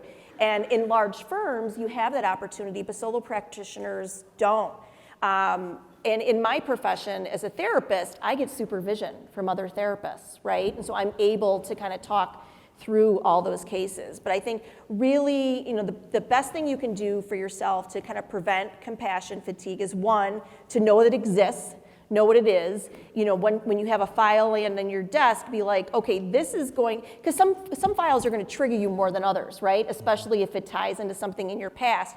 Recognize that this might be a little more difficult for you, and talk to people. Talk to people in your office, talk to your colleagues, talk to people on the Bar Association. Have that support group out there is the best way to combat compassion fatigue, because it's a real thing. Yeah, we're going to take questions soon. If you have them, go ahead and start to jot them down so you don't forget. But I want to pick up on that. I mean, certainly kudos to the New York State Bar Association and raising awareness about mental health.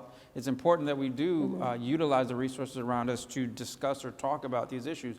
Carl, being president of the Black Bar Association, Metropolitan Black Bar Association, what are some of the other roles or ways that the bar can really offer to support attorneys in these sorts of circumstances? Yeah, I think it's the educational piece first, the conversations like this, right? That's why the panel or the webinar I did back in 2018, I realized also in 2019, so we had a television program here in the city with Manhattan Neighborhood Network called Raising the Bar, and it was focused on the community, right? A civic-minded program really focused on non-lawyers in the community, and there was an episode on mental health in the Black community, and that's where I found that report from Columbia's Department of Psychiatry.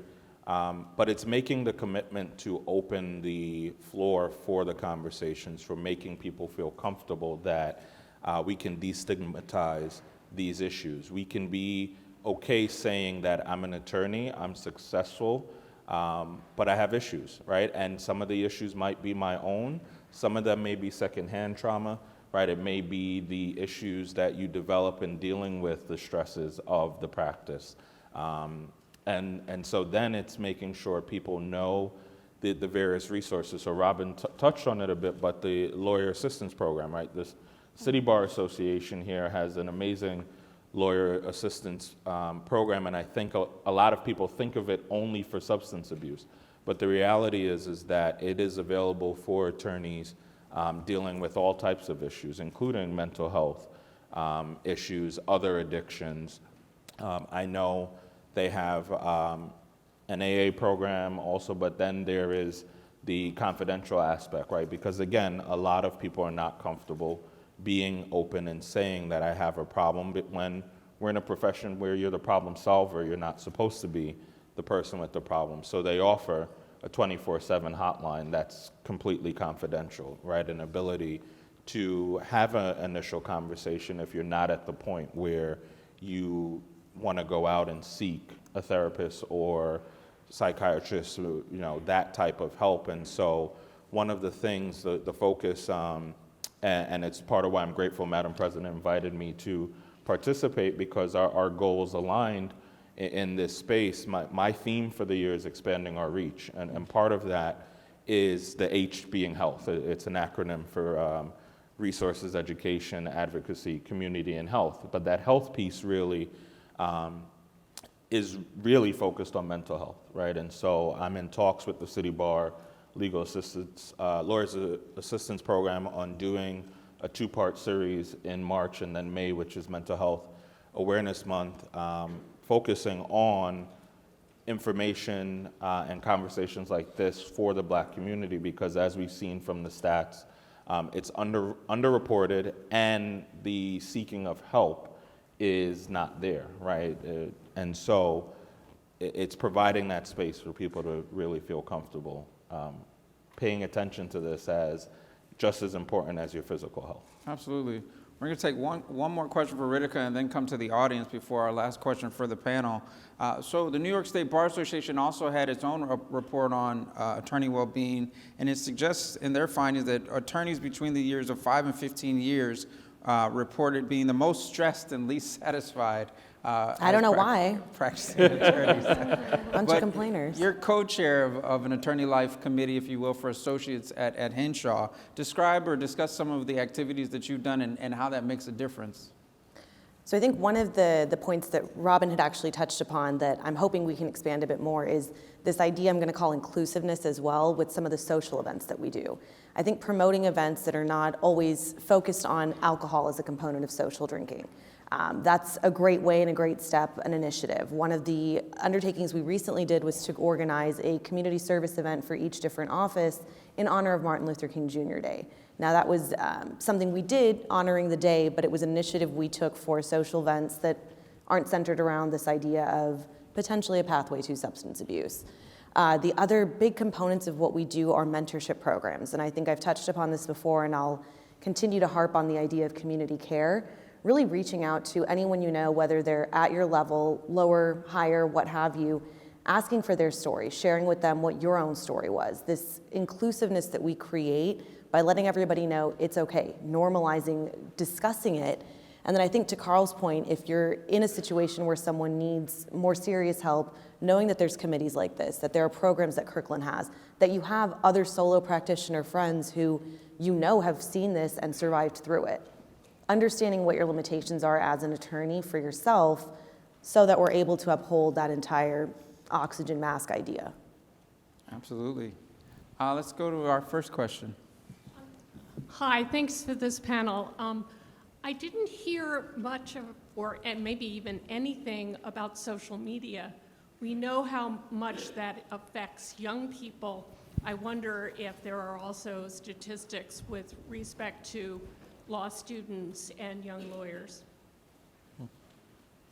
Anyone want to take that question? I don't have any statistics per se, but that was one thing we talked a lot about during the height of the pandemic at Kirkland's, is that, kind of when it first started, when we were like, okay, we gotta do this for 3 or 4 weeks, right? Everyone, at least on my pages, we're like, we're a team, we're all in this together, I'm feeling good, I'm gonna start all these hobbies, I'm gonna get out there. And everyone seemed like super positive and super great. And then it was like, but wait a minute, what if I'm not feeling okay? And there was none of that out there, right? You never saw that on social media, people being real, people being honest.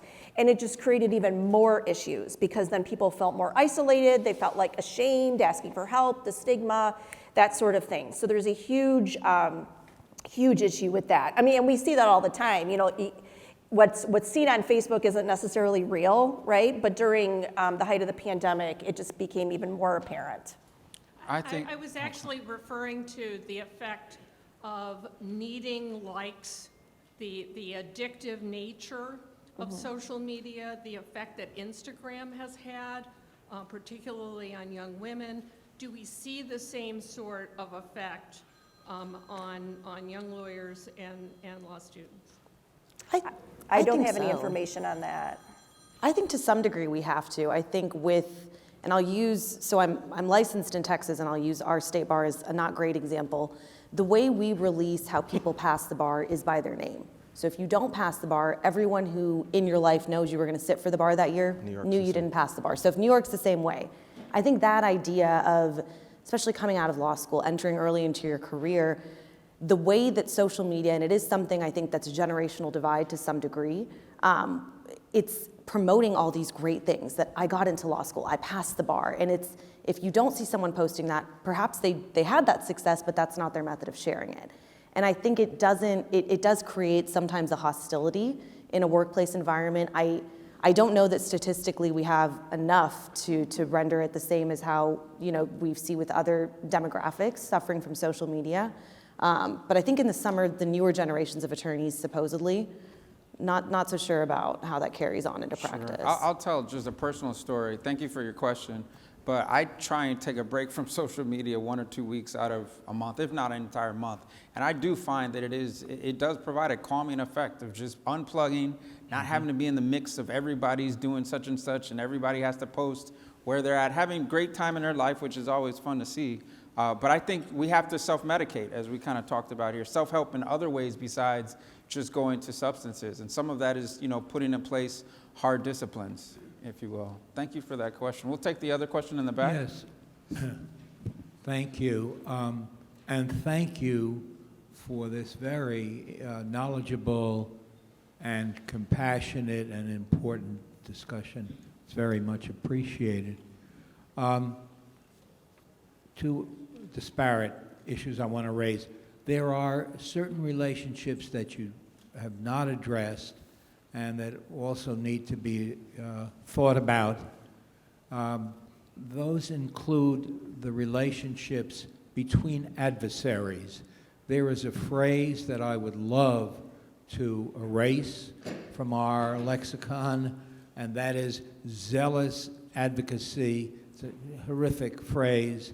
People think it means they have to be aggressive and angry and hostile with their adversaries. And these relationships, especially if your adversary, unbeknownst to you, has issues, are difficult. Then there's the relationship with our subordinates, whether that be a younger lawyer who's assisting you on a matter, or a non-lawyer who is in your firm giving you clerical help or other kinds of help. We are in a pressure cooker, and sometimes we reflect that in the way we deal with our subordinates. We have to remember and keep that in mind. And finally, I spend a lot of time these days as an arbitrator. I used to be a courtroom advocate, so I had to deal with the judge. Now, in effect, I'm the neutral, and I deal with people who are potentially challenged, and maybe they didn't answer my question as quickly as I wanted, or their brief wasn't as great as it should have been, and I've got to remember that we're all human beings that we're dealing with. So I'd appreciate that, but I have one completely different issue also. And I did come in late. I apologize, and maybe this is something you've gone over, or maybe it's something everybody knows except me. But there was a time, at least, when in New York and many other states, if you were undergoing treatment for mental health, or you had been hospitalized, you were required to disclose that on your form for admission to the bar. And I don't know what the status is of that. I know there are some mental health professionals who privately advise their clients simply not to disclose it because of the damage that has, because of the stigma. So is that still required? And I'd like your thoughts on that. Thank you. I don't know that last one. Libby might know. Is it still required to disclose any mental health treatment on the bar application? It's not. You guys just tackled that. 2019 that ended. It ended in Illinois. Prior to that, the American Bar Association Commission on Lawyers Assistance Programs is literally tackling that state by state to try and get rid of that because it's just so horrific and awful. Yeah. If I could comment on the adversarial point and zealous representation, you're spot on there. Mm-hmm. And if I'm not mistaken, the rules of professional conduct no longer, at least in New York, state that you must zealously represent. Am I wrong there? We still have it in Illinois. but, We're not great. Right. In New York, it's been removed because for that very fact is that people looked at it as, I have to pull out all the stops. I don't care whom I harm along the way because my simple goal is to represent my client by any means necessary. And so one of the things my background's actually in commercial litigation before I pivoted. And so I spent the last few years as an adjunct at New York Law School teaching pretrial advocacy and negotiating, counseling, and interviewing. And one of the things, and I can't remember the judge but that I quoted in sharing with the students was that just because your clients are enemies or adversaries doesn't mean you have to be with your opposing counsel, because the reality is we're all part of a community, right? We're all here, we're all part of the state bar. You don't know, especially working in larger practices, when you're going to end up as co-counsel and have to work together, especially to the subordinates point, if you're in a place where you can't choose your clients or your cases or the firms that are associating with you, and if you decided to frankly be a jerk to the opposing counsel who's now your co-counsel, what situation are you in? Or, the professional courtesies that we tend to expect or hope for, if your reputation, which will spread, goes around that you're a jerk, you give no courtesies, you're not going to get them. And it will get to judges and it will get to other spaces where you're going to harm your clients as a result of your reputation, which your clients might not know about, but your colleagues and the bench, the bar, certainly will. Sure. Being a recent transplant, expanding my practice in New York 4 years ago, I definitely noticed the difference between your Midwestern charm out of Chicago and some of the more grit that you might call New York practice. Hopefully I'm coming up and learning that. I'm going to do a quick audience lightning round before we ask our last panel question. So how many folks will take a vacation and turn on your out of office? Some other mental health best practices, about half the room maybe. How many participate in office yoga or meditation? Any of your law firms? Wow, really small, but we've had that. You should invite people. It does make a difference. Last thing, someone mentioned social media, but there are apps that touch on this issue. How many folks have or have heard of apps such as Headspace? So there's a lot of continued education that we can certainly be spreading on this topic. Last question, in light of the recent Dr. King holiday of Monday, a little discussed fact is that Dr. King is reported to have battled severe depression throughout his life, even potentially having taken 2 suicide attempts before he was the age of 13. And we know later in his life, leading the civil rights movement, the multiple assassination attempts, and just the challenges of that movement altogether, he's quoted as saying, "What I have been doing is giving, giving, giving, and not stopping to retreat and meditate like I should. If the situation is not changed, I will be a physical and psychological wreck. I have to reorganize my personality and reorient my life." And I'd just like for each of the panels to talk about how important it is that our leaders really lead on this issue. And perhaps even knowing the struggles or challenges of those in leadership does help, as we've talked about significantly today, minimize the stigma associated with this very important topic. So what's crazy is I just learned that, like in the last 3 days. Like, how have I gone my whole life and not known about that? Because again, it's stigmatizing. Like, people don't want to talk about it. For all the older attorneys here, which I guess I am, thank you very much, by the way. It is so important to model behavior, and it's so important to take vacations, turn your out of office message on, tell your subordinates this is what I'm doing, encourage them to take time off, and don't call them while they're on vacation, right? They're not going to do it unless they see you do it, especially in large firms. And so be the change that you want, right? You need to model the behavior. Excellent. Carl? From that leader perspective, it's interesting to see and hear those words because a lot of people, I think, forget Dr. King was quite young, right? And to think if he had lived what his life would have become, and hearing him say that himself, my last words are, you got to take care of yourself, right? We, at the end of the day, to repeat myself, but importantly, you can't pour from an empty cup. And we can find ourselves in a position where we're doing a disservice to ourselves and our clients. I also think what that underscores, and I know we don't have time, you had it on there, but the cross-section with DEI and mental health, the concerns or issues we deal with around imposter syndrome and being perfect, right, or being a perfectionist, right? What I touched on about my experience with my family, and my mother drilled into me, you had to work twice as hard to get half as much or to be half as good.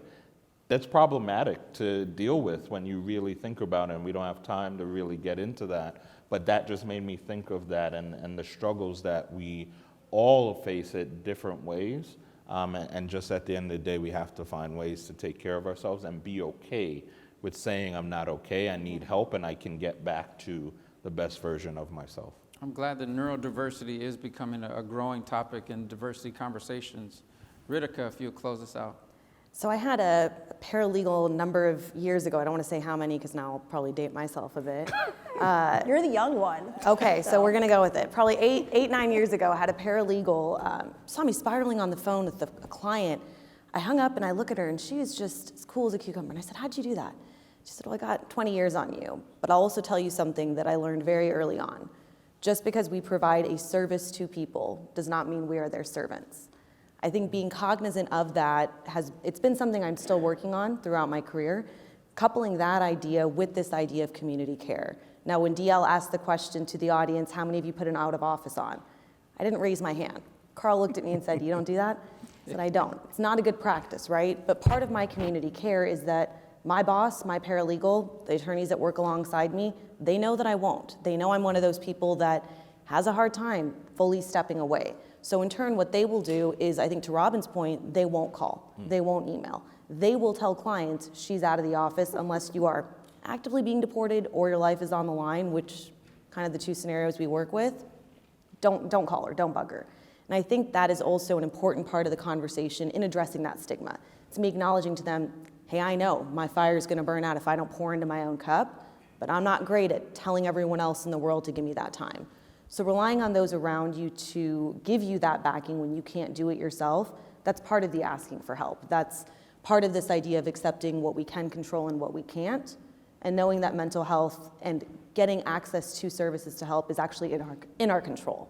So I'll end it with that. Turn it back to DL. Robin, Carl, Ritika, can you join me in thanking our panelists today?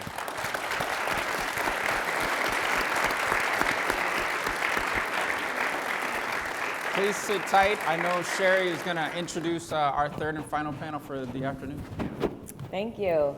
And thank you to this outstanding panel. This is really a continuation of this conversation from all these perspectives. I think we've all learned quite a lot, and you've given us a lot of tools to work with and thoughts to take home and to our firms and to our families that are really important. So I thank you all for all your perspectives and for putting together this amazing panel, DL. Thank you so much.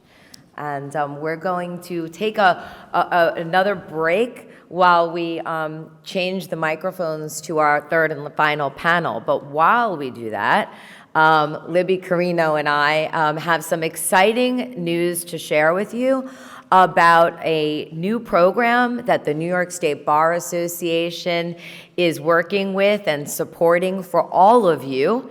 I want to thank Libby for bringing this to the New York State Bar Association. The program is called All Rise, Wellbeing for Lawyers. And we have these cards that just came in literally this afternoon, which we are going to make available for you outside of the program today. This is a program that any of you can join. There's a QR code on the back, and it is a skill-building experience designed to move beyond information to insight and inspired action.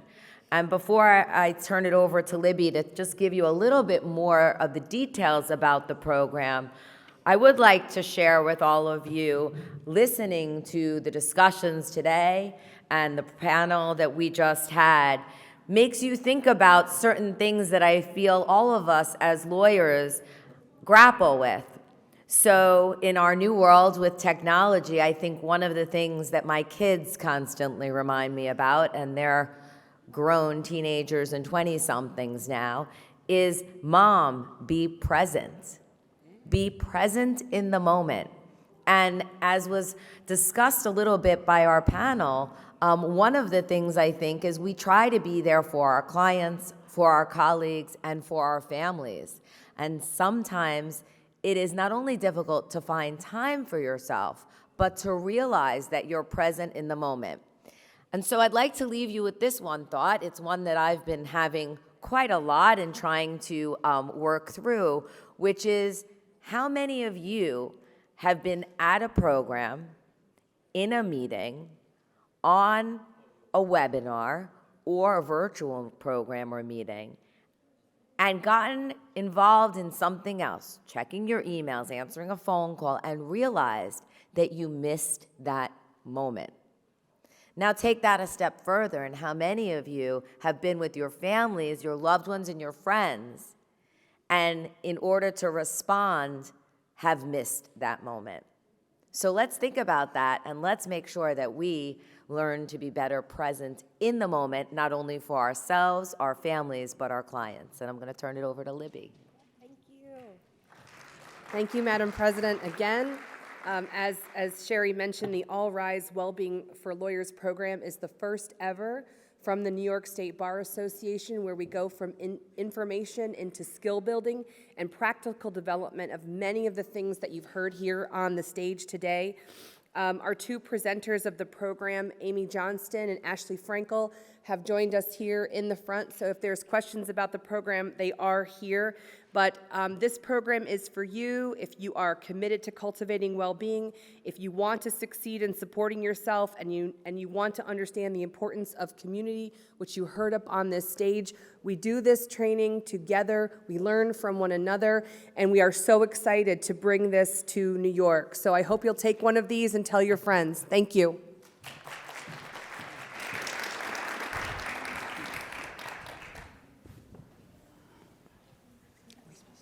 I don't know. We can start?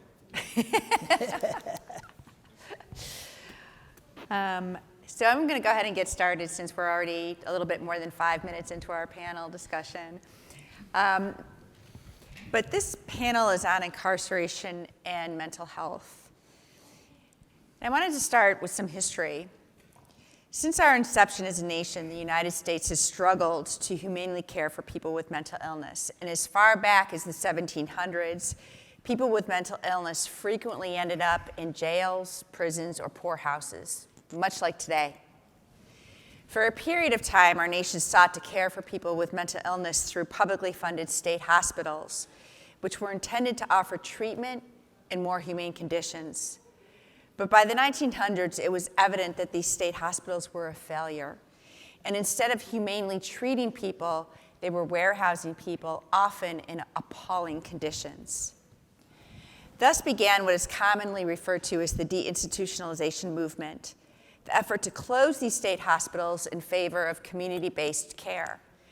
And in fact, one of his last acts before his assassination in 1963, then President Kennedy signed into law legislation creating a network of community-based mental health care places. But this legislation was never and has never been adequately funded. And so the community-based treatment option was never fully realized. We often talk about the deinstitutionalization movement and the lack of community-based care as the sole reason that so many people with mental illness are caught up in our criminal legal system. But it's not. It's a piece of the puzzle, an important piece, but it's not the only one. The other important piece of the puzzle is at the same time that we were closing state hospitals and deinstitutionalizing, we were also really ramping up our criminal legal system in ways that were historically unprecedented. Our tough on crime approach that began in the 1970s, and that we're seeing again in recent rhetoric, produced millions more arrests each year, often for low-level quality of life crimes. Additionally, the myth that rehabilitation doesn't work took hold. And so as we began to ramp up our criminal legal system and arrest more people, people faced more punitive conditions in confinement, and often longer, harsher sentences. Given this history, it's no surprise that many people with mental illness have been caught up in our criminal legal system. Put simply, the United States has criminalized mental illness, and our jails and prisons have become the de facto institutions for many people struggling with mental illness. We've made no progress since our inception as a nation, and in fact, I believe we've taken a step backward. As a society, we've chosen punishment and vengeance over rehabilitation, compassion, and mercy. This panel discusses what it means when we choose to punish people with mental illness rather than treat them. Now, we were supposed to have 3 panelists, but 2 of them are ill and made the wise decision not to come to a space with this many people and possibly inadvertently infect people. But Jack, Beck, and I, and I'll introduce Jack in a second, we're going to bring their voices into the conversation. So I'm going to tell you who all 3 of the panelists were supposed to be. And just to emphasize who these panelists are, they're experts in their scholarship and professional experience, as well as their lived experiences. And so we're going to talk about the unique issues people face in jails, where people are incarcerated pre-trial or for short periods upon a conviction, versus prisons where people are incarcerated for longer periods of time. So I'm going to begin with Jack Beck, my panelist, who has over 3 decades of experience representing people in New York's prisons and investigating prison conditions, having worked as a senior supervising attorney at the Prisoners' Right Project of the Legal Aid Society, and then as director of the Prison Visiting Project at the Correctional Association of New York. And I have to say, when I worked at Prisoners Legal Services of New York, I always looked forward to reports from the Correctional Association of New York about prisons, because I felt like those reports really captured the atmosphere of the prison, the good, the bad, the ugly. Our other 2 panelists who we're going to talk about as we have our conversation are Terrell Mohammed, who is a senior advocate for the Correctional Association of New York, working on their prison monitoring program.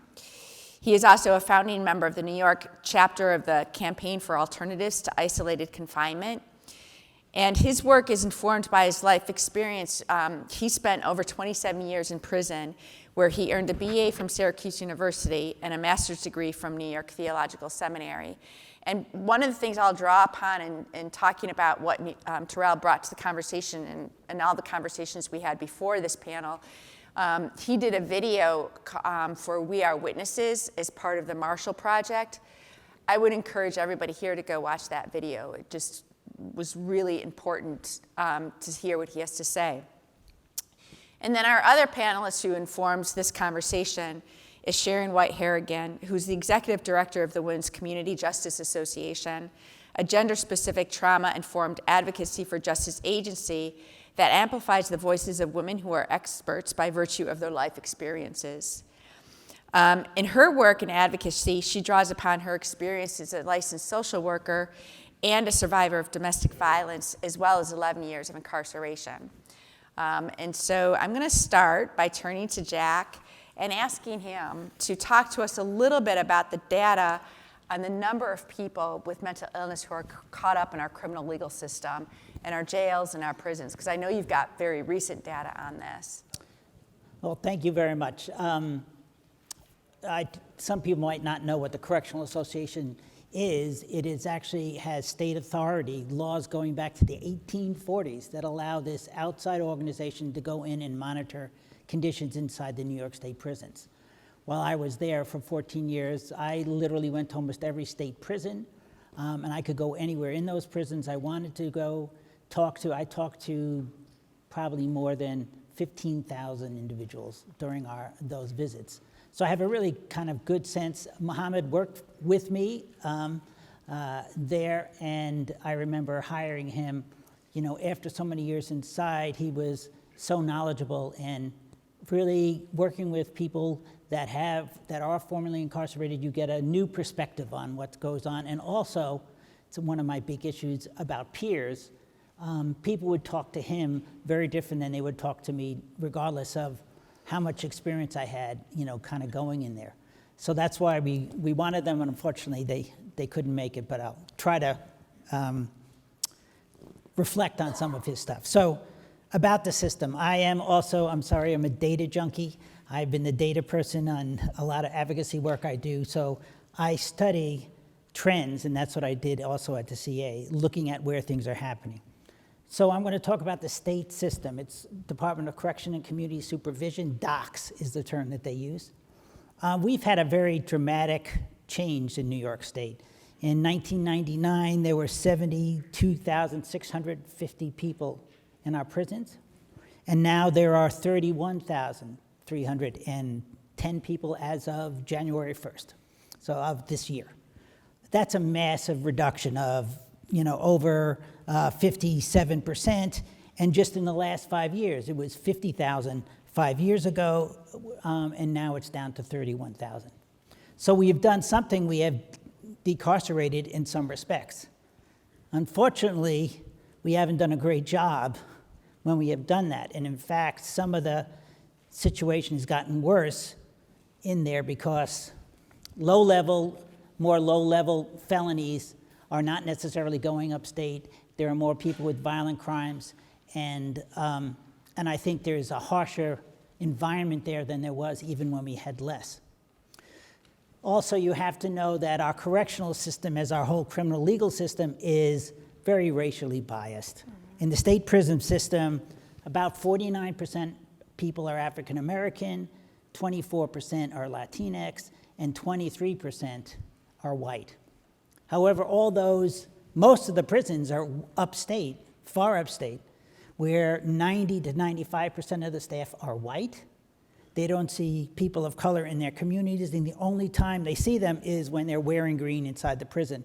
And so there's tremendous racial disparity and also bias in terms of that, and that figures into this.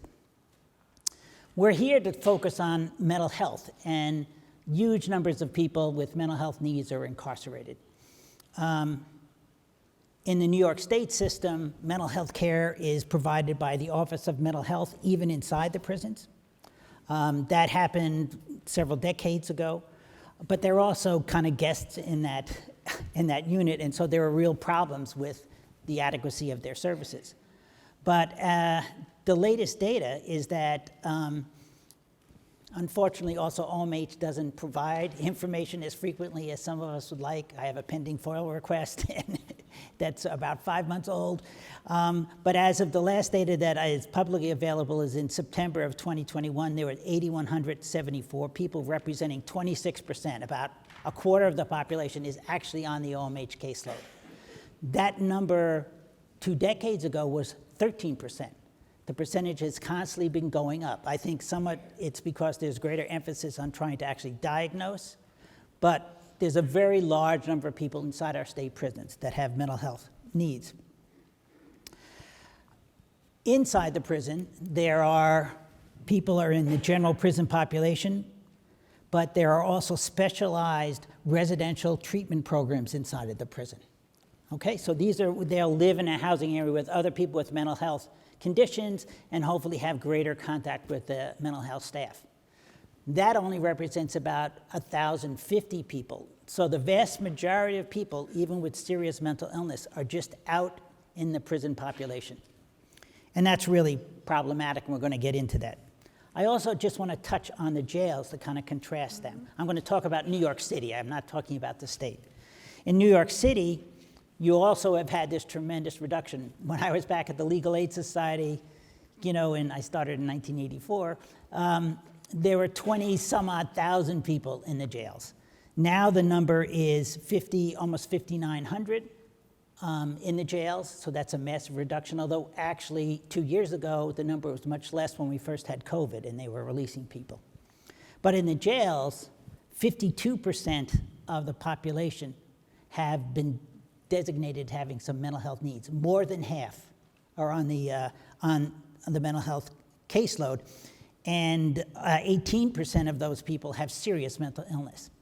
And so we have a real crisis both in the state system with long-term care, but particularly in the jails where we have this population that is half of the people have mental health needs. They're flowing in there from a few days to maybe a few months, sometimes longer. And how do you deal with them? And there's real crisis in that as well. I want to touch upon something that you said about race, and again, bring into the conversation something that Mohammed said. In the video that he did for the Marshall Project, he talks about how the guards would frequently use the N-word and refer to him using the N-word. And he said that they were just supposed to accept that.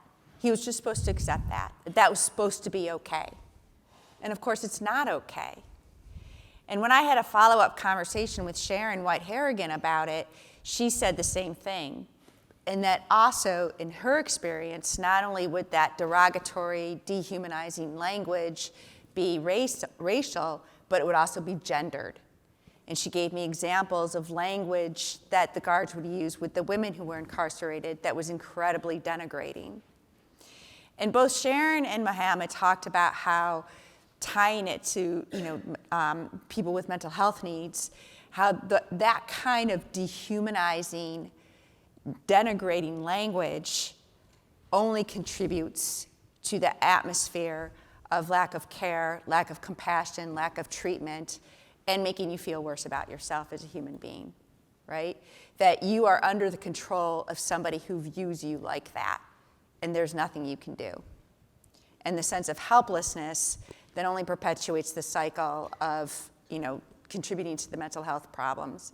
And both of them talked about how, from their experience, that type of thing not only makes it worse for people with mental health needs, but also creates mental health needs. And Sharon said it really well, that for somebody like her who had experiences of trauma, that is only perpetuating and recycling that trauma and re-traumatizing her. If I could add just one more on the race that I didn't mention. Well, in the state prison system, we are finding a bias even in the mental health services, but the bias is to have more white incarcerated people in the caseload than they represent in the general population. In New York State, remember I said there was 23% were white, but in the mental health caseload, 35% are white. And what we often see is that, like we see in the community, wealthy people might get mental health services, but people of color often are diverted to criminal. Well, that happens inside the prisons. They have a disciplinary system. And what really happens is, and I'll have more data later when we're talking about it, people of color are disciplined more, and people that are white get greater access to the mental health services, even if they're limited. And that is a real problem. You cannot look at corrections and not realize the tremendous racial bias that goes on in there. And it's very problematic. And you talked a little bit at the beginning about the difference between prisons and jails and the length of stay. And I know, we had a conversation before this panel about, what the different focuses, if we're going to talk about, where the problems are for jails versus prisons and what the different focuses should be. And do you want to talk about that a little bit more, how things are different between jails and prisons? Okay, could I start with generally the problem of incarceration? Sure. And then I'll try to contrast it between the prisons and the jails. There's a tremendous, in my view, as you can tell, I've been an advocate for over 40 years for people that are incarcerated. So I come in with this sense of how can we make things better? And there are real inherent problems between the model of any incarceration and treatment. Incarceration is about control. That's what it's about. And it's generally intimidated control. In other words, we restrain you, we do all sorts of things. Care is about empowerment.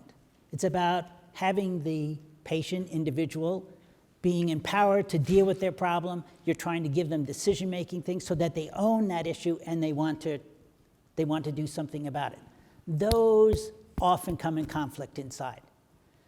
Just a simple thing about when you're incarcerated, you're never knowing if you have an appointment and where you're going to go and will you see that person and we will take you there. You don't get to go, I feel like I'm in trouble and I need to speak to a provider. No, that does not happen. There's this inherent conflict, and often I find good providers inside of prisons and jails have to constantly be an advocate for their patients because the system does the opposite.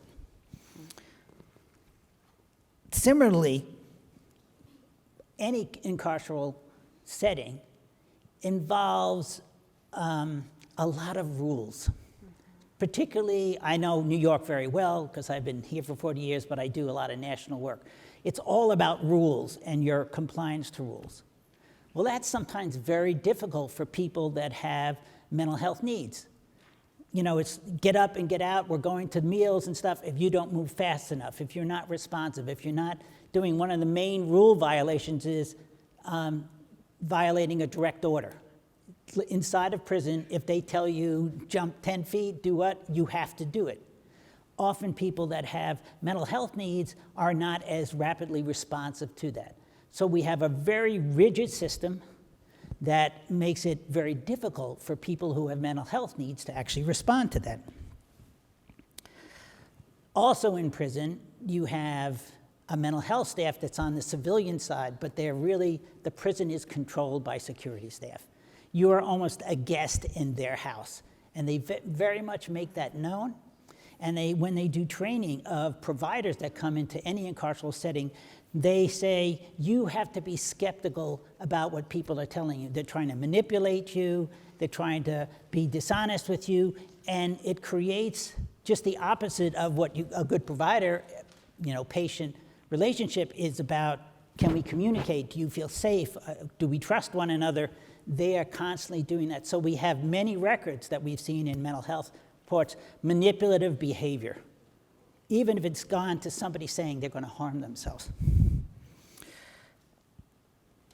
Finally, I think there is that an incarceral setting is the worst place to have anyone provide care, even if you're dedicated to that. Because if you spend 15 minutes, a half an hour with a patient, they're going back to that very oppressive environment all the time.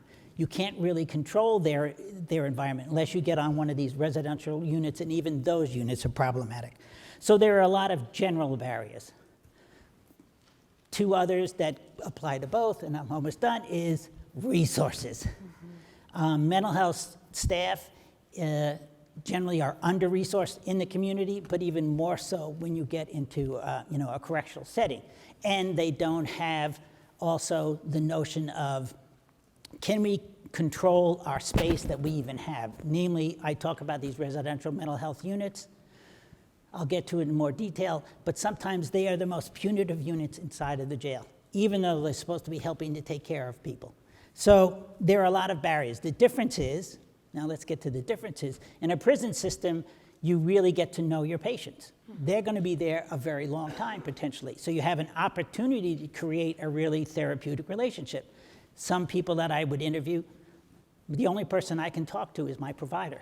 That's the only time I can open up and tell them what is going on. And many times for a mental health person, it's not just their mental health state, it's their relationship to the environment that they're in that's causing them trauma and all those other things, and it's the only time they can disclose. So there's that opportunity. Second is you have a lot of time to plan for discharging, if they will do that, so that you're going to know when that person's going out, and can you really get them the continuity of care that's crucial. The jails are just the exact opposite. You often don't really establish those therapeutic relationships. Pretty much discharge planning is the main thing that you're doing to try to get ready for them to come out. We've had litigation in New York City called Brad H. that required that they have to do discharge planning. I know the litigants very well in that, and after many, many years, there's still problems with having that happen, but it's better than when they didn't have anything. And so there is that component of short-term interventions. Can you assess people? Can you help them get appointments and get out when you're in a jail setting? It's also people that are, what I'd say in a jail setting, people, as we were describing in the earlier panel, that are constantly recycling. They don't do any major crimes, but they are a burden on the community. They're, urinating out in things, they're on the street, they're acting strange. I live in Manhattan. Just today, some guy is screaming in the middle of this, of the road out there, obviously having some issues. And often those people constantly flow in and out of a jail setting. And so clearly their mental health needs are primary. They're really not a risk to the community. They're a burden on the community because we don't have adequate community services. or care while they're incarcerated, and then the way that we incarcerate tends to be even Right. harsher, more punitive, which doesn't help the condition. So it's funny what you said about how the security staff talk to and train the civilian staff. When I was at the Center for Community Alternatives, I was invited into a couple correctional facilities to do training on reentry, and I had to go through a training with docs, and it's exactly what you said. The volunteers who go into the facility are trained that every single person who's incarcerated is going to try to manipulate you. They're all liars. They're all, don't trust anybody. And it was so, because so many of these people were my clients, it was so disheartening to hear that is the sort of the general view of the security staff, and that they're trying to perpetuate it, which, that doesn't contribute to a therapeutic environment, That's which, right. as you described, is necessary for good treatment. I want to tell you something Sharon said, and then have you reflect on it. In our conversations before the panel, she told me that, as a licensed social worker, she believes in trauma-informed care. And trauma-informed care sort of flips the question, right? It doesn't ask the question, what did you do to get here? It asks the question, what happened to you in your life? It really requires the care provider to understand the person who's in front of them, their background, their experiences, who they are, right? And, she said that when she was incarcerated, she was known as a number and a crime. And nobody cared about her background. Nobody cared what happened to her. So I'd like you to reflect on that. And Oh, that's very true.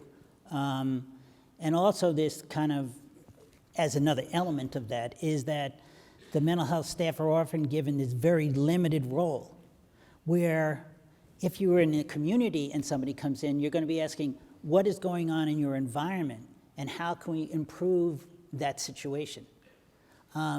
It's just the exact opposite. Many times, the trauma that they're experiencing it inside, from staff, from other things. Just the trauma of being incarcerated, particularly for women, they go through a terrible guilt about, most of them have children, and now those children are abandoned, and from their standpoint, and they don't have maybe another even spouse or somebody taking care of them, and they're going through a lot of trauma by being incarcerated.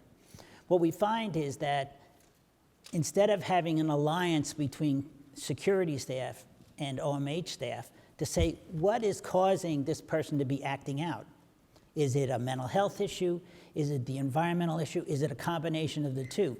We have a thing called a residential crisis treatment program inside. That's for people who say, I'm thinking about harming myself or decompensate, and they have to go to that. Often they end up in those units for a combination of factors, many often about the environment. They never work together in trying to solve that. Matter of fact, they're not allowed to almost do it. Mental health staff can't come in and say, this officer is giving this guy a real hard time, blah, blah, blah. That doesn't work. And so you don't see the whole person. You're given a little isolated window. And so particularly in this residential crisis treatment program, where thousands of people go inside of the prison, sometimes multiple times, and they just go in because they're struggling so much in the environment, they rather be locked in a cell where they don't have any of their own clothes. They're put on a special suicide prevention thing. They don't have books, they don't have reading materials, anything. They don't see anybody, they can't make phone calls, but they rather do that than stay out inside the prison because they're having so many issues or they're decompensating. And yet no one talks to them about what is causing this problem. And so what happens, they go back to the same difficult situation and end up right back in. It's like people cycling in the community to jails. This happens in this crisis center. So it's a real problem. They're not dealing with the whole patient. They're looking at an issue, and their only issue when they're in from mental health staff is this person suicidal? And often what happens, people get so troubled while they're in this isolation that they'll say, oh, no, I'm not going to harm myself. I want to go back, even though it's a terrible situation.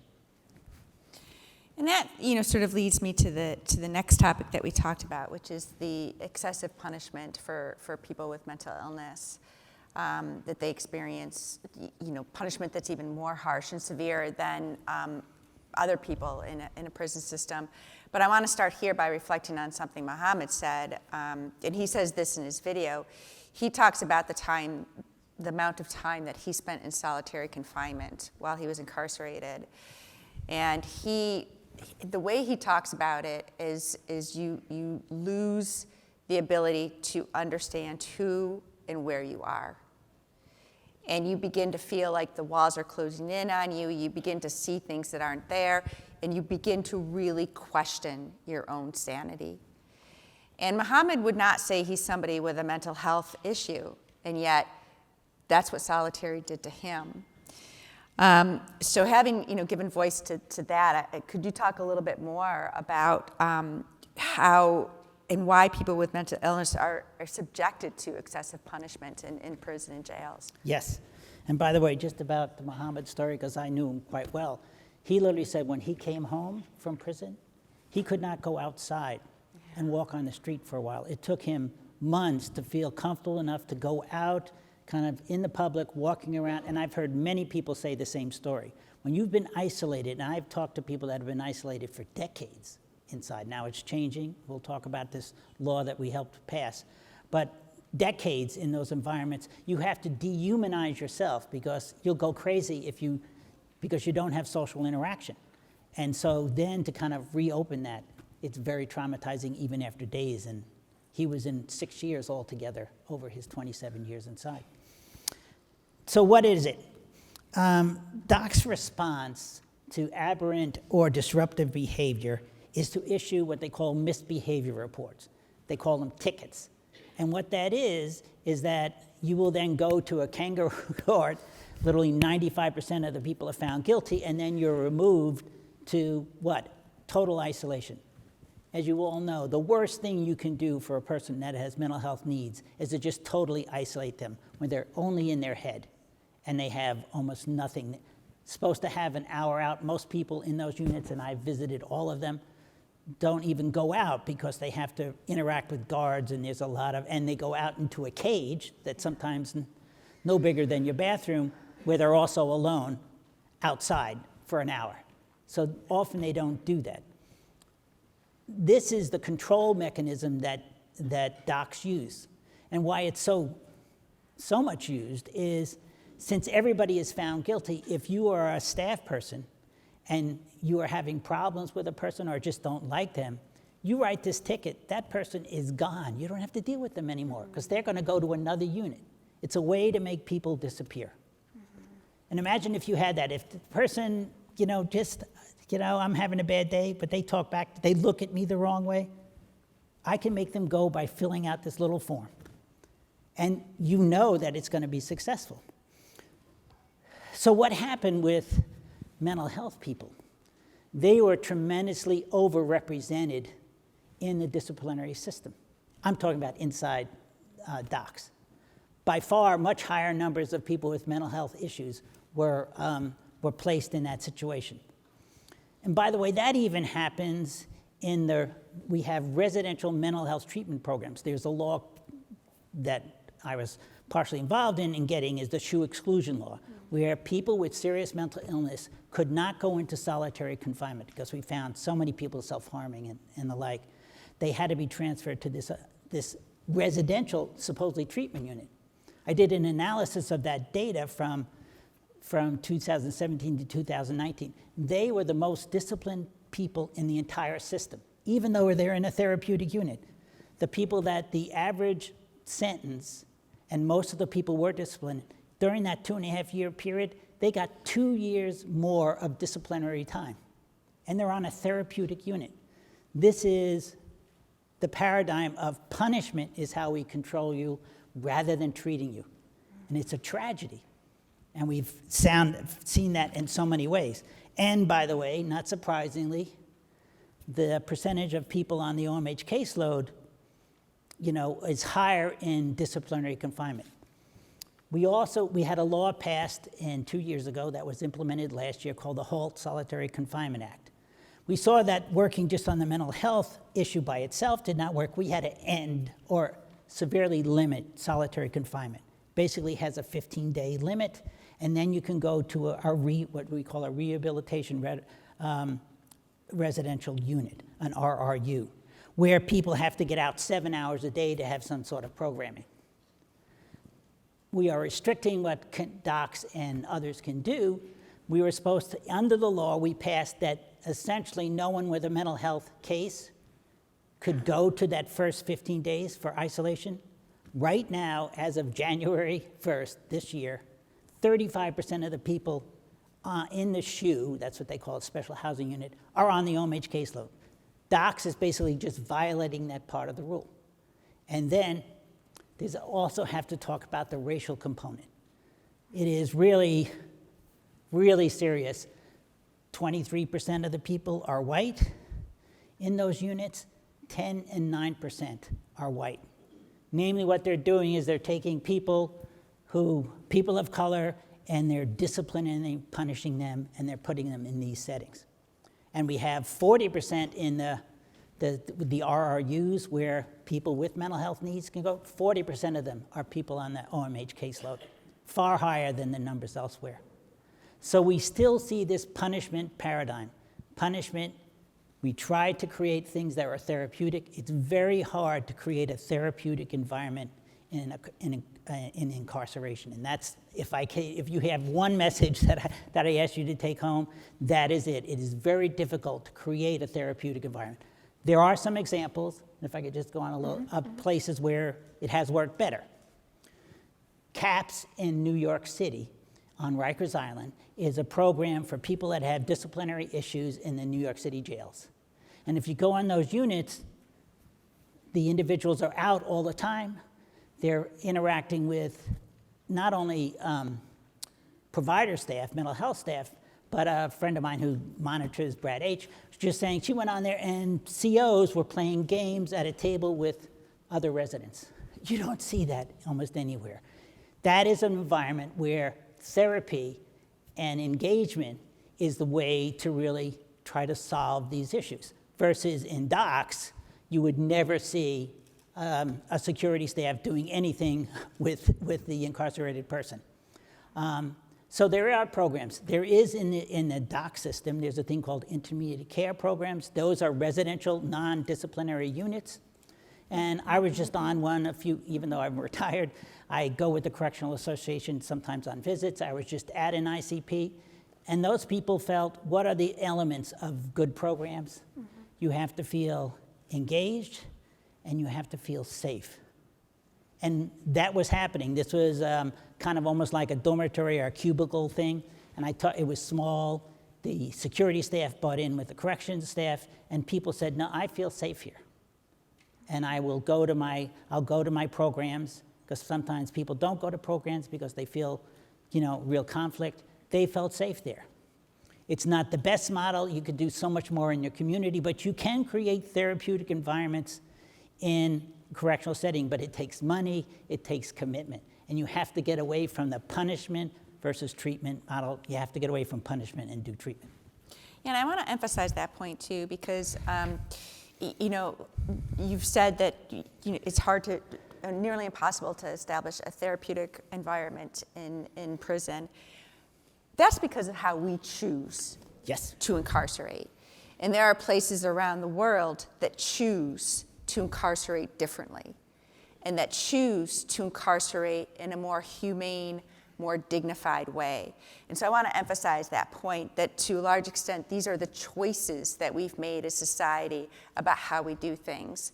And I know, you turned me on to Homer Venters a while ago, and he said two things. One, and I'm going to stop here and then invite questions, but he said, we need to be able to walk and chew gum at the same time. And what that means is we need to be able to choose to incarcerate differently, to be more humane and respectful of of how we treat people while they're in prison, all people. And we also need to choose to rely less on incarceration for people with, in general, but particularly for people with mental illness. So, these are choices that we can make, and we've made the wrong choices before. We can change that and make the right choices now if we choose to do that and if we have the will to do that. Before we get to questions, could I just make 2 points? Sure. One is a real issue inside is suicide and self-harm. And it is very serious. In New York State, where we think we're ahead of the game, we have, in 2019, the last full data that I had, we had a suicide rate that was almost 50% higher than the national suicide rate for other prisons. And New York City jails, if you've been following what's happening in New York City jails, it's turned into chaos. For the years, I think it's 2010 to 2020, they were 1/4 the rate of national suicides inside of jails. 1/4. In the last 2 years, it's 2.5 times the rate. Now, the patient, the individual, the incarcerated population hasn't changed. It's the environment has become toxic. And if you've probably read it, there's all this stuff about they're out of control. Well, it really is out of control. And an inevitable piece is suicide and self-harm. And to give you some just sense of it, in New York State prisons, there's an issue of suicide attempts every 2.5 days. And we were talking about hundreds of events of people hurting themselves. And of course, in 1 year, 50% of those suicide attempts happen on mental health units.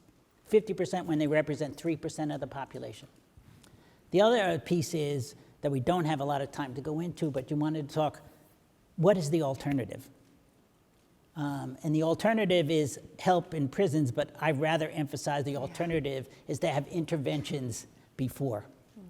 Well, New York City is going through, if you follow the news, is going through a lot of turmoil, but potential progress to try to do something about that. And there are a couple of elements. One is who responds when somebody is having a mental health crisis? Is it police? Is it police and healthcare? Is it non-police? And there are pilots going that involve all three of those, okay? We don't have time to describe all those programs. The next thing is, where do they go? Jail, which is the worst. Hospitals, which are not very good, as you heard earlier. Or they are creating some community-based residential programs. There's now pilots in the Bronx and in Harlem where you can actually take people for a temporary short-term, both residential and that, to try to stabilize them, to hopefully then discharge them. Then the next piece is there's legislation called Treatment Not Jails. And what that is doing is trying to change the intervention in diversion courts, both mental health courts and drug courts. And that is going to be a whole state law that we hope gets passed, where you're really going to expand eligibility for that, can look at both substance abuse and mental health issues, and have additional services. So I'd urge you to look into that. There's a real opportunity to make some improvements where you're trying to get people out of the criminal legal system. The second one doesn't do that, but it diverts them, hopefully, so that they don't spend time in jails and prisons. Sorry, I just wanted to get that out. Thank you. No, I'm glad you said that. So I think we have time for a question.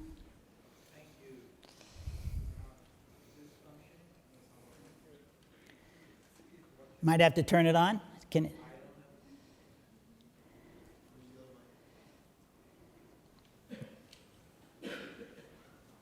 How's this? Good. Yep, good. All right. Mark Alcott, former president. I was president a number of years ago.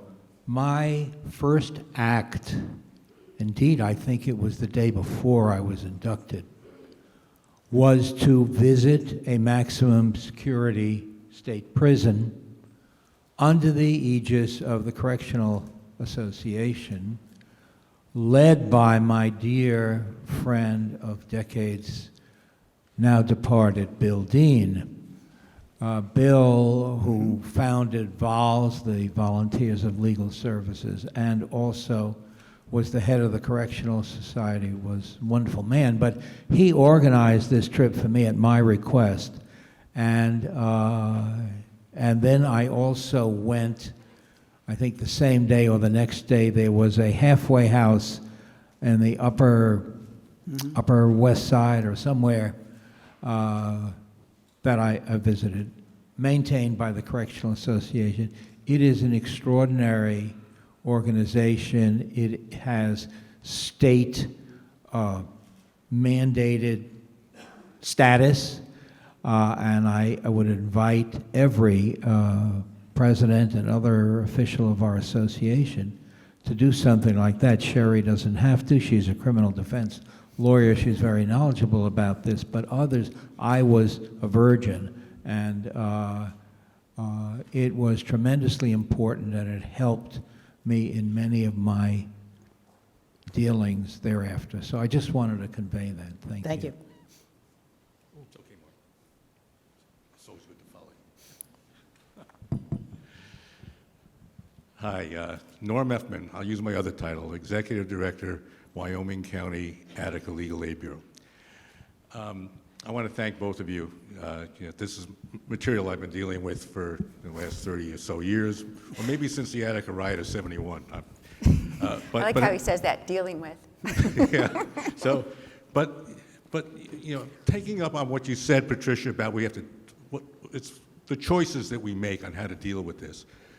One of the things that I have discovered in the last couple of weeks is that there was a bill passed by both houses. I think it was Aubrey's bill on, and I think it's 2441 in the Assembly, that would have changed the corrections law definition of serious mental health issues, right, and putting them consistently with the mental health law, which would provide much more services for incarcerated individuals, pursuant to the definitions as they are in the mental health law as to what services should be provided. Mm-hmm.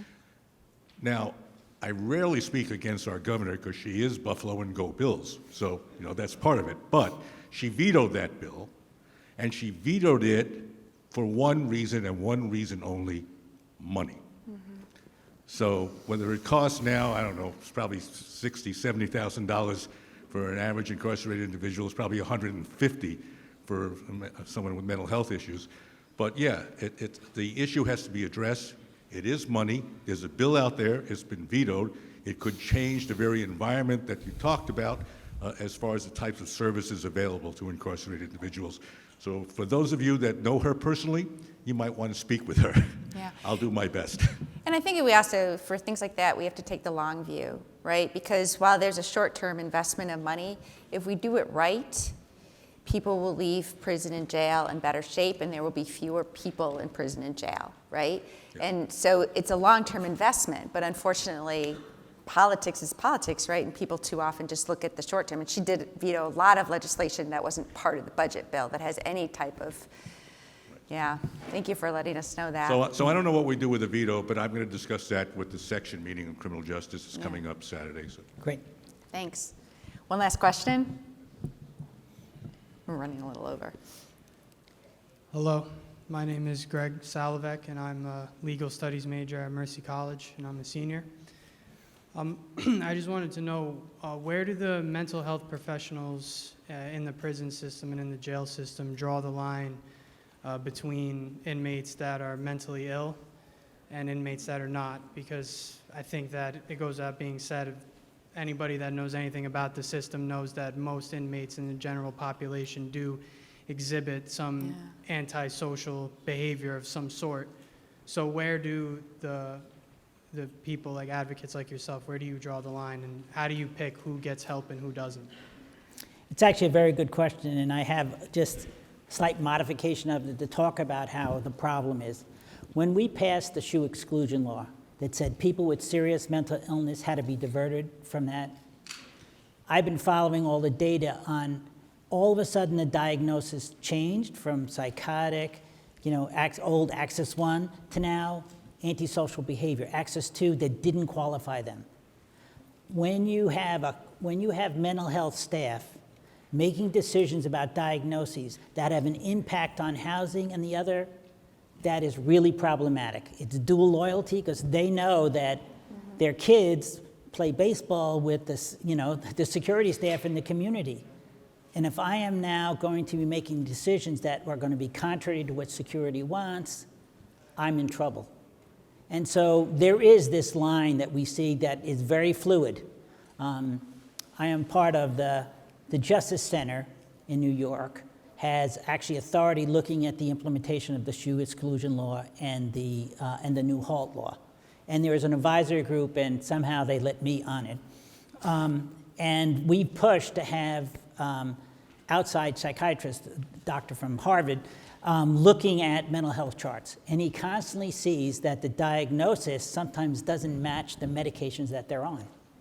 So there is a real problem with diagnosis.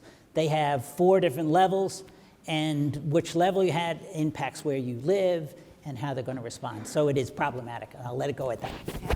Oh, no, I was not cutting you off. Thank you so much. I want to thank Patricia, my longtime friend and colleague, for taking the time and energy to put together this panel and this program. And I want to thank you so much for joining us and sharing your insights on the system, your experiences, and weaving into it the discussions that we had with our panelists who weren't able to be here.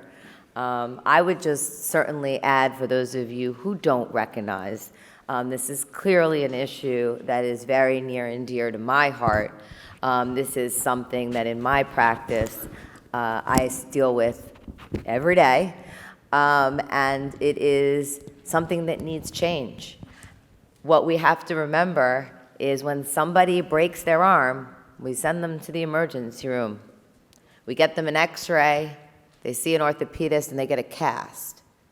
So when somebody is living with mental illness, don't they deserve the same care and support? I turned my phone off.